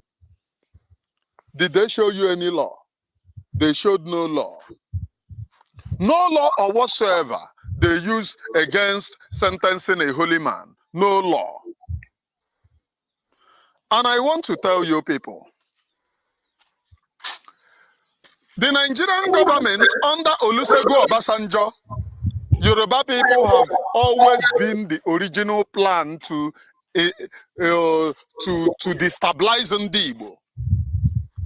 And we will learn how to. Please, as we take Fulani, we must take Yoruba people like that. I don't care. I have Yorubas as my blood brothers and as blood sisters. But we must take them as we take the Yoruba people. I mean the Fulani people. Want to pass your certification exams first time? At Exam Labs, we've got you covered. Looking for a tech? If you read right from onset, Yoruba, it have always been Yoruba. Right from onset, it has always been Yoruba. Under Olusegun Obasanjo, Yoruba people killed our people in mass because they were trying to cage Biafra. They killed our people, massacred our people in mass. You see, as a guy, Joe Obasanjo, what did you do with the innocent people, innocent lives that you sniff away? He killed our people. He maimed our people. Today, is Biafra not being talked about? Today, they are still talking about Biafra. 20-something years later, 20 years later, he killed our people in mass. From 2006, in mass, they have been killing both. From 2006 that they deployed their Nigerian army in full time to go to war with the damn Masop. They have been killing, spilling of blood. Have they been able to stop it? No. In 2006, was there anybody called Mazen Nnamdi Kanu? No. I am just passing a message. No matter what you people do, Biafra is an ideology. And guns and bullets will never stop an ideology. If you like, hire the best guns in the world. Hire the best bullets in the world. It will never and can never stop an ideology. Eshimoru abia, mmana tonyo na azu. I am onyebuchi nwa ashibrobi. The SDOS, part of their work is to suppress this very freedom. That is the reason why. Is it not the SDOS that are telling you, oh, they want to hang Onyendu? Is it not the same Onyendu that they said have collected money? The same Onyendu that they are carrying propaganda. So they are now acknowledging naturally hang Onyendu. I want to play to you little clip of the younger brother of Kena Aba Achalugo Asa, Tik. They told you, oh, Onyendu went to Kenya. Ojena, where guy not to wine. Man, in blackmail Onyendu people, be very dirty in their lifestyle. People that their lifestyle is rubbish. Oh, they are not blackmail Onyendu. People na enweghị isi na mmadụ, ha nwa na-abịa blackmail Onyendu. People ghọgoro ahịa ghọvi, ha nwa na blackmail Onyendu. Onyendu wee ji wee gaa Kenya, jije eje achụ nwaanyị na Kenya. O jere ije eje achụ adanne ha, adanne wa wee ntamcha ka ihe a bụ ihe mmadụ na-akọ.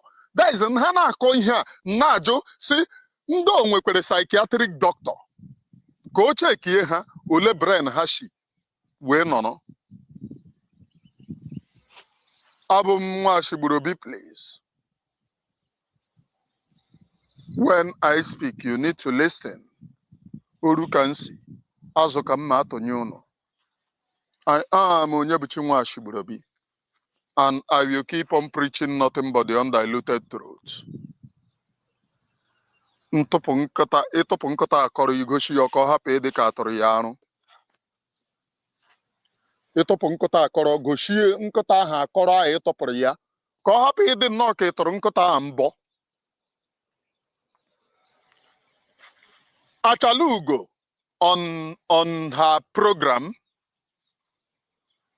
made exposition na ke nke bụ mgbe ọbụla ha na blackmail onye ndu Maazị Nnamdi Kanu o na o ji wee gaa Kenya ịchụ nwaanyị na Chinasa Nworu ọ na-ịchụghị ya isi wetuo kamera ka o wego kamera mana wetuo onye na-asị ya wetuo kamera wego kamera ọ fụkwara iri ya anya esi na anya eme n'ụdị ife a wee ka anyị nakwa ege ntị ka anyị mara na ma spirit ya na-asịsị wetuo kamera ọfọdụ iri ya anya ala efukwe n'ilo ihe ha na-eme nna ọ wetuo kamera Adanne ha yi maka Adanne achọrọ m ịlụ gị ashị ha na-achọ ịra gị achọrọ m ịra gị ka ha chọrọ ikwu sị na ha chọrọ ịlụ gị ndị oshi na-emebikarị ụmụazị nke a na-akpọ keke na-eme ọpụta ya nọ n'ihu moto kpọba Maazị Nnamdi Kanu na o jekwe wee jee ego jee ịchụ nwaanyị na Kenya jee were ego tinye ịchụ nwaanyị na Kenya Kenya chụọ nwaanyị na Kenya chụọ ama mma ndị ọ na-agakwa gaanụ gaa ṅụọ ọgwụ ndị ara bifo unu gbabara ahịa amakwa m ihe m ji ekwu maka ihe a na-adịghịzi nọma ihe avara misiri na ihe a but ọkwa onye hụrụ unu n'anya ya na-agwa unu nke bụ eziokwu ara misiri na ihe a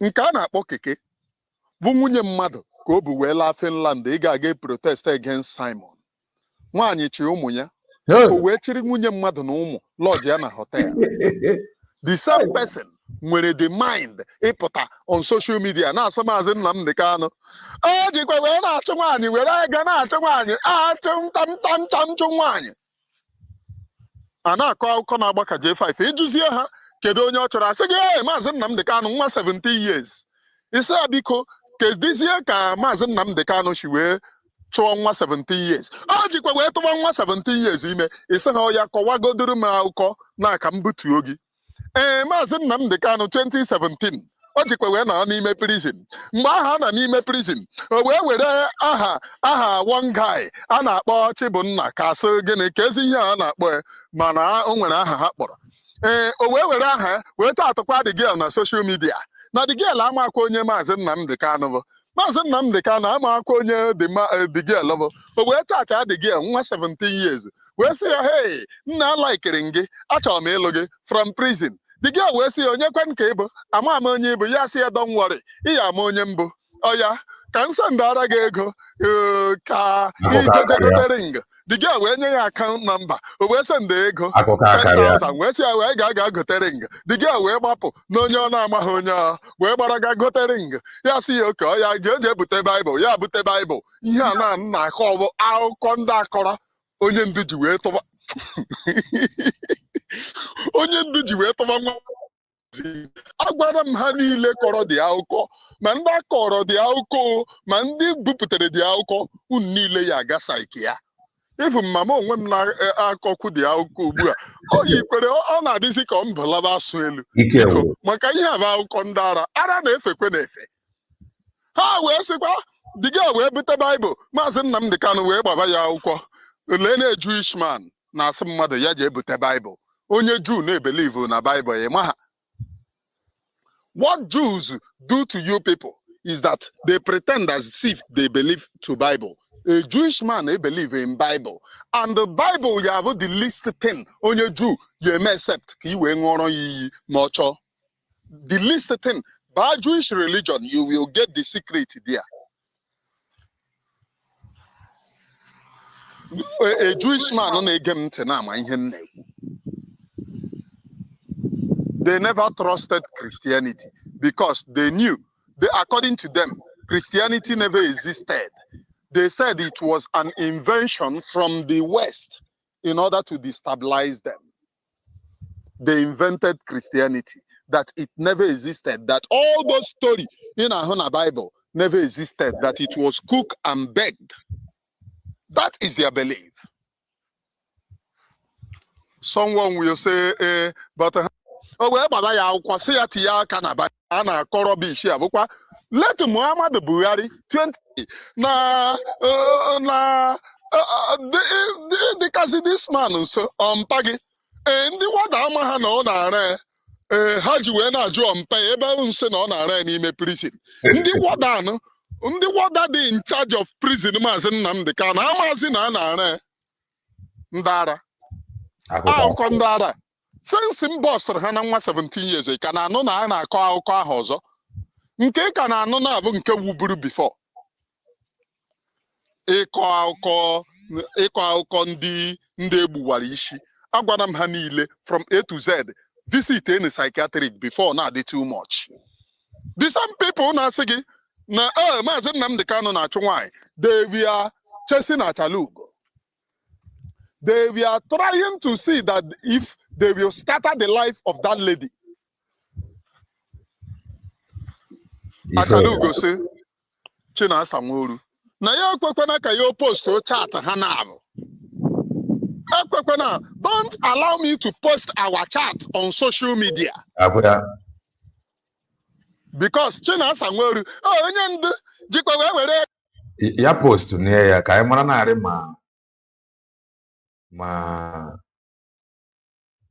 Chinasa Nworu ma o gosiri ya iru ya ka o decide inwe mmekọ with a ghost.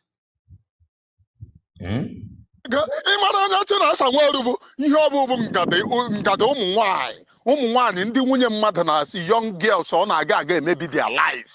A very cowardly in nature. Ngada ihe ọ dị mma.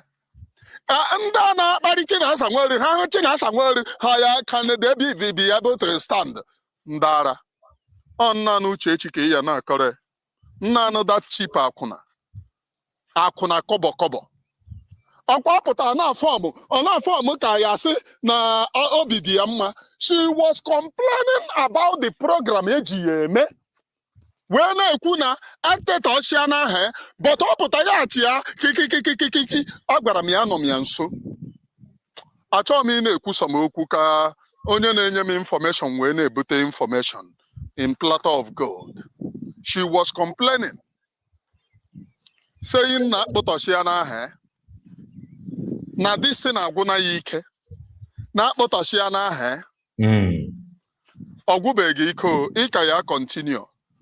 The next thing nwere ike igwu gị ike na-abụ anyị kwebere gị eluigwe ya akwụ ụgwọ ma ọ bụrụkwa na eluigwe ji gị ụgwọ maka ụgwọ ọbụla eluigwe ji gị gwụrụ na yunivesiti ịgbara ha niile na akwụna endizie nke fọrọ na ngada eji ọfọ ya na ndị gị na ha na-etekọrị lelu go onwe gị bụ uche echi anyị na-afọm kwa respect to you ifilie na anyị na respect ga ya ahụghị ihu gị na ihe ị na-ezuzu wit ike nsi uru agụ nwa nwaanyị ogiri nke ogiri shigburu nne ewu na ekikikikiki ị na-eme aka ka chakeleka nwaanyị abara gị dị oke ma aka ka ọbagwu mmiri mara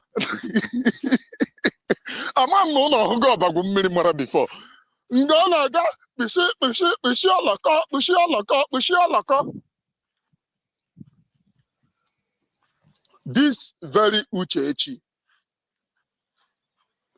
ọ pụta ya ama aka fọm ọchị ọba ya na-anwụ anyị agụrụ gị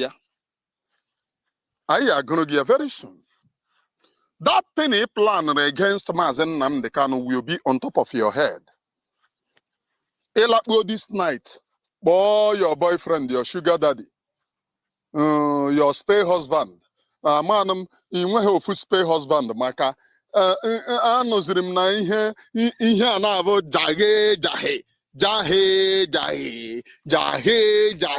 ị na-ezuzu lee ihe ijiri aka m onwe gị ịfọ n'onwe gị nshi. Biko achọrọ m ịma family ebe Uchechi shi. This very information enyebuona m mana along the line eluzuru m nyanụ m family ya n'obodo oshi ka ihere emegbuo ha mma na anaghị ebe a. I am Onyebuchi Nwashigburobi, please. Mma na anaghị here on this very platform. Ndị ezuzugbuo n'onwe ha.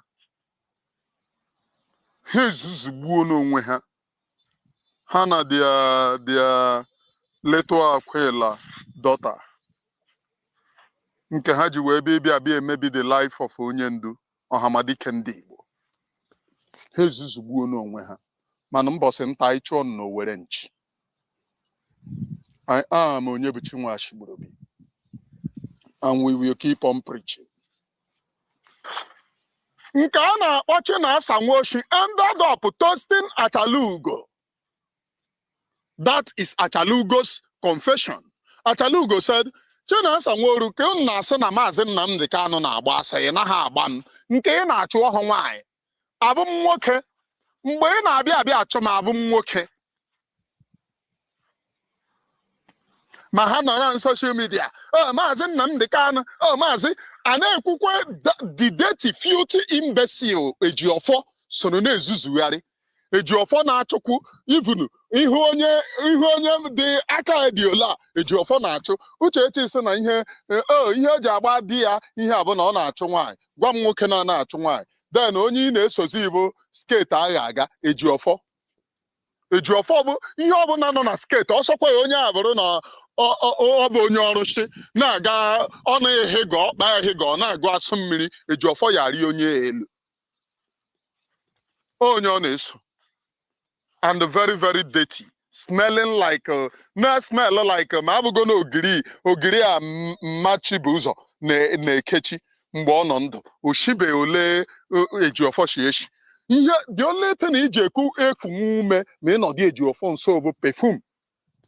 So go na Ejiofor meet Ejiofor very early in the morning ọ na-asaba ahụ mara ma gị na ya nọnwụ n'ime ụlọ. Ka o si mara nke very early in the morning. I am Onyebuchi Nwashigburubi. Yes. I am Onyebuchi Nwashigburubi. Ha were propaganda chọọ ịgbari a good man. Somebody bịara save mankind. Ọkwa propaganda ka ha ji wee bịa na-agba ya. Ha wee na-ebugharịrị gị na of death by hanging. Ha chọrọ ịma ihe ihe eme your reaction. They are in to gather reactions for Nigerian government. That is the reason why in Jaguno, Chovano, those men name here in Biafra land. Gaga governor Ebwe. Because what the Nigerian government plan, as Wazirike means well. Wazirike is part of the original plan. The Nigerian government here, listen to Wazirike, you will know. Before her pass this judgment, Wazirika Gwagogina ya pass judgment. Gwagina, no sentence anonyendu, then when he keep sentence to life imprisonment or death by hanging. On that day, the lawyer, the judge, Kurusuna yon enyendu pardon. Na yo karinye ever death by hanging. Two things Wazirika mentioned appear there. But Wazirika doesn't know the law. Wazirika said that thing is a bullshit. That thing is a bullshit. Because law. Of course, na your lawyer. Na your practice in India. Lena Bakarati Ngum, charge and bell lawyer. Okay, and my go na even Ejiofor. On I recommend the rune Ejiofor, charge and bell lawyer like him. That I can no na Ejiofor, but charge and bell lawyer. And I have been saying it. Man, I'm happy. Now, Manuzia Kahane on social media. Canon Takano say Ejiofor should go back to real estate or no. Ema your name? Ndana Kuna government. Iga me paper certificate of occupancy. Ge honye shoe me go to bow leg. Good afternoon, na baguette. Yes, you know. Come, can you tell na hane make ya? Get see a CFO certificate of occupancy. Chita eba na ị na-emekwa ya anyị emere gị ọsịsọ nyekwa gị original ọ ihe Ejiofor na-eme. Onye nwe mere mgbe ọ batara IPOB newly shoe ya nnọọ dị ka ihe a na nwanna na atụtụkọ na ndịda well mgbe aha onye ụdịrị ihe ọ na-agba n'ọkpa ihu mmadụ mgbe ahụ echekwa m onwere ball leg ama m na onwe ball leg ama m na shoe mere ebo leg ọ na-aga bọshiri m akwụ bọshiri m ọkpa bọshiri m akwụ bọshiri m ọkpa bọshiri m akwụ bọshiri m ọkpa Na me purkwere ya ebere na say, hey, legonu this man. Onye ọrụ shika o nwere ebe leg. Ama m na onwe ebe leg na shoe. I am Onyebuchi Nwashigburobi, please. You need to listen, jokes apart. In fact, we are not joking when we preach this very gospel. We are not joking. We are very much serious. What these evil men have planned against us is very, very disheartening. But we are here preaching the Holy Gospel. We will make sure that their plans never come to pass. In fact, we will make sure that none of their plans exist anymore. But to do that, please, people, I need before nuche. Onye contacted m wee na-asị na ya need donation ebe a na-donate ego eji aga case PM. Biko ndị a dị in charge of PM. Ọ bụrụ na unu nwere ebe unu na-donate ego, make any available to us. We need it to give the good people of Biafra.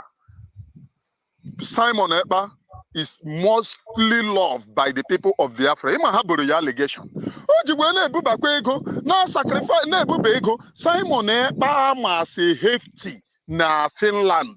Tọnụziri bụrụ onye na-enweghị ego. Do you know why? He sacrificed all he had for the people of Biafra. Ị gaghị emenwu ya. Aga na anụ aha gị, oh, as Almighty, ejidezie gị nweghị ego. Maazị Nnamdi Kanu, oh, na ihe a ejidere Maazị Nnamdi Kanu nwere ego nwere. O nwere 1 naira nọ na ihe a. Ha tọnụzie sị, oh, Maazị Nnamdi Kanu, why must he be spending 20 million in prison? Why? Because they know that they fail to know that freedom is cheap. Freedom is not cheap. They are telling the enemies, oh, look at what Mazen Nnamdi Kanu is spending in prison, 20 million. Freedom is not cheap. Even as a matter of fact, with the able Biafra men who were just 20 million can spend monthly. We're supposed to be spending more than that. Nigerian government may spend millions. Those fighting against us may spend the millions. We're just 20 million. And this again, how you will give freedom. Just 20 million. Oh, when I spend the 20 million, Mazen Nnamdi Kanu have been loved by the people of Biafra. So, I got to play through the video because I have told you that I will play this very video. This little clip of Chinas and Woshin's brother, Geniant, and I will be back, please. Do you know that it is what Mazen Nnamdi Kanu is doing that is making him that keep him in that condition now? Look at the foolishness he have displayed so far. That's what keeps him. Wait, as an onion car, Chinas and Woru brother. Onion car, as no Chinas and Woru brother. Get up onion car. So Chinas and Woru no where, brother no where. 1 year wine no in Italy. Onion car no Brazil. Chai. And they are complaining. Mazen Nnamdi Kanu, this is not family affair. So in one family, and we're 3 freedom fighter in one family. That is according to Onyebuchi Nwashigburobi. Over no about Chinas and Woru's brother. That is to say, in one family, 3 freedom fighter. But they want Mazen Nnamdi Kanu to be the only freedom fighter in his family. So a man who have his 3 family members as freedom fighters is fighting Mazen Nnamdi Kanu, who some people know, non-neck freedom fighter. He came, bro. That's what kept him there. What is he doing there by now? He's supposed to be there by now. Hello, this is Mike. I'm professional with Ice Machine. Here I'm making a video to show a 10 times. Listen to me. Any one of them like this guy, they will tell you, channel your mind. Because of what Mazen Nnamdi Kanu is doing. And I have asked them, what is it that he is doing? You cannot hear it. The other day they told you, oh, goshi gi ulo Mazi Nnamdi Kanu, goshi gi ka ya, goshi gi ihe aya, that ihe eti mkpu na ntị gị ya bust. O wee ghọọ na ihe ndị a gara aga kọpịrị ewu. Ihe a Metusela gara aga design a mgbe aha so na ulo Mazi na ihe aya ha kọpịrị save. Metusela just design the thing according to Achalugo. Design ha kọpịrị save wee na-ebugharị ya wee na-ebu propaganda. N'ọkatazi ajụma ha ga-bupụta ihe manụ. Metusela wee sị obia cherenu onye a ya o jiri aka design na kọmputa ka o si na unji wee gaa kezi ihe a Kenya wee mee investigation na ihe ya ọ nọ na kọmputa wee design na ihe ya nwa na onwe bụ kọmputa design rụrụ ka unu gara Kenya ha wee mikpuo. Ha relax onye abụ younger brother to Muhammad Abbas ike ụmụ nwanyị ma ndị agadi ma ndị obere onwe nke ọ hara. Ya nwa mere agadi nwaanyị arụ ka mọ nke unu na-akpụ ikpu mezie jee werenụ ka ezi ihe a spana faishiva odo ọ dị egwu chi na asamoru jee werenụ spana faishiva ka isi ya wee kuluo na anụ m na ihe a ụmụ boys na-agakwara ya oji nke unu na-akpọ nna akwụna Chimezie please. Anụ m na ihe ụmụ boys na-agara ya oji. Ma onye bụ Chinwashibrobi. Ha relax ha na-akọrọ gị, they will never mention anything. Ha relax ha na-akọrọ bitch like this. The foolishness Mazi Nnamdi Kanu displayed. Ijụ eke foolishness onwe ihe ọ ya agwa gị. Na ọ ya nwa ka ipiri ya dia. Acha m nsị no, it is a plan between him and the enemy. So unu mere accept na ya nwa na onwe na fight wee nọdụ ebe ahụ. Kedu foolishness ha sị gị o ji wee chụọ Ejiofor. Ejiofor elekwanụ case ọ na-ewin na against Mazi. Did you know that since 2016 till this very day, Ejiofor never win even a single case for onye ndu? Are you not aware? He never win even case na anwụ for onye ndu. In fact, Ejiofor have not been handling serious case. You're not CFO, charge and bell lawyer. Nanda Naku, oh my lord, I am going to represent him. Ebane nwe lawyer. Na court, na ga court na umu charge and bell. Process a bell procession. Hanwa. Ihe ọ na-arụbu. Uchechi wee kpọrọ ebia. Wee nye first big contract. Ha wee sign a contract, sign otu ofu nwa. Nga ha na sign a contract, ya wee sign ya dee ya n'ike Uchechi. Bọbọ tụọ. Ndara.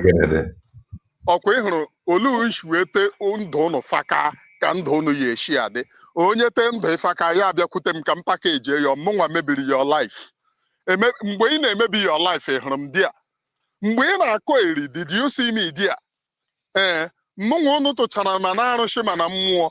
Ọ bụrụ na m na-eme ọdịnala akago m ịnwụ ihe ndị a na-akụ m n'ọgwụ ha agaghị iji ọgwụ kụgbuo m mana onye buru anaghị eji ọgwụ agaba ọgwụ. Ihe m na-agwakwa gị bụ ịchụ ịgaga testa. Ọ bụrụ na ị ma ka esi eke ịgaga ka ikecha ike ezinụlọ gị dị ya nke m bụkwa anọ m ebe a. Ịnidi ịjụ ese nwanne nna m si ya ha ofe a si ya na onye ahụ ị chọrọ igbu aka na-eme program ele ọ ya asị gị hapụzie ya na agazi egbu ya na that guy nọ na ya ọma ha megidekwuruziri sị na abara m secret court. Ọ bụrụkwa ma secret court o nwekwara mgbe m jikwe speed wee baa ruo ebe a ghọta m ihe a na-eme and agwakwara m ha na-asị m na mba na ya protect mmem ihe nso bịa ihe m bụkwa na onwe m bụ arụsị achọkwa m secret court iberibe ha sị m chakwa mba izie ha bịa tretin mpa ha na yodo enta sị ha ara gbagbuo unu ha ma in fact unu anwa akpa m okwu n'ọnụ mgbe ihe niile na-anwụ bụrụ nkịta unu tii na-agbụ. Ọ bụrụ na arụsị unu a na-eme ihe a ọ kago ime ihe m gwara ya ara gbagbu isi unu. Ọ bụkwa m ka eji ma secret court eji egwu ịmarakwa court nke ibilongere bịa ngwakwuo gị ndị mbara aba bakwa apụta aba na m mkpọbara unu court mana dịka ha kwanyere onwe ha ugwu mma akwanyere onwe m ugwu agwara m ha onye treti na amụ treti na ya ejighị ọ bụrụ na kọtụ unu na-arụ ọrụ unu ya akụgbu m n'ọgwụ mana ebe ọ na-arụ ọrụ aga m anọ ndụ agwakwara m ahịa gọvi. Right. Anyị ga-eweta ya ebe a n'isi njedebe. Do well and join us in some hours time as we continue Apoka career. Please do well and touch the like button if you haven't done that. We must continue. Stay blessed and bye for now.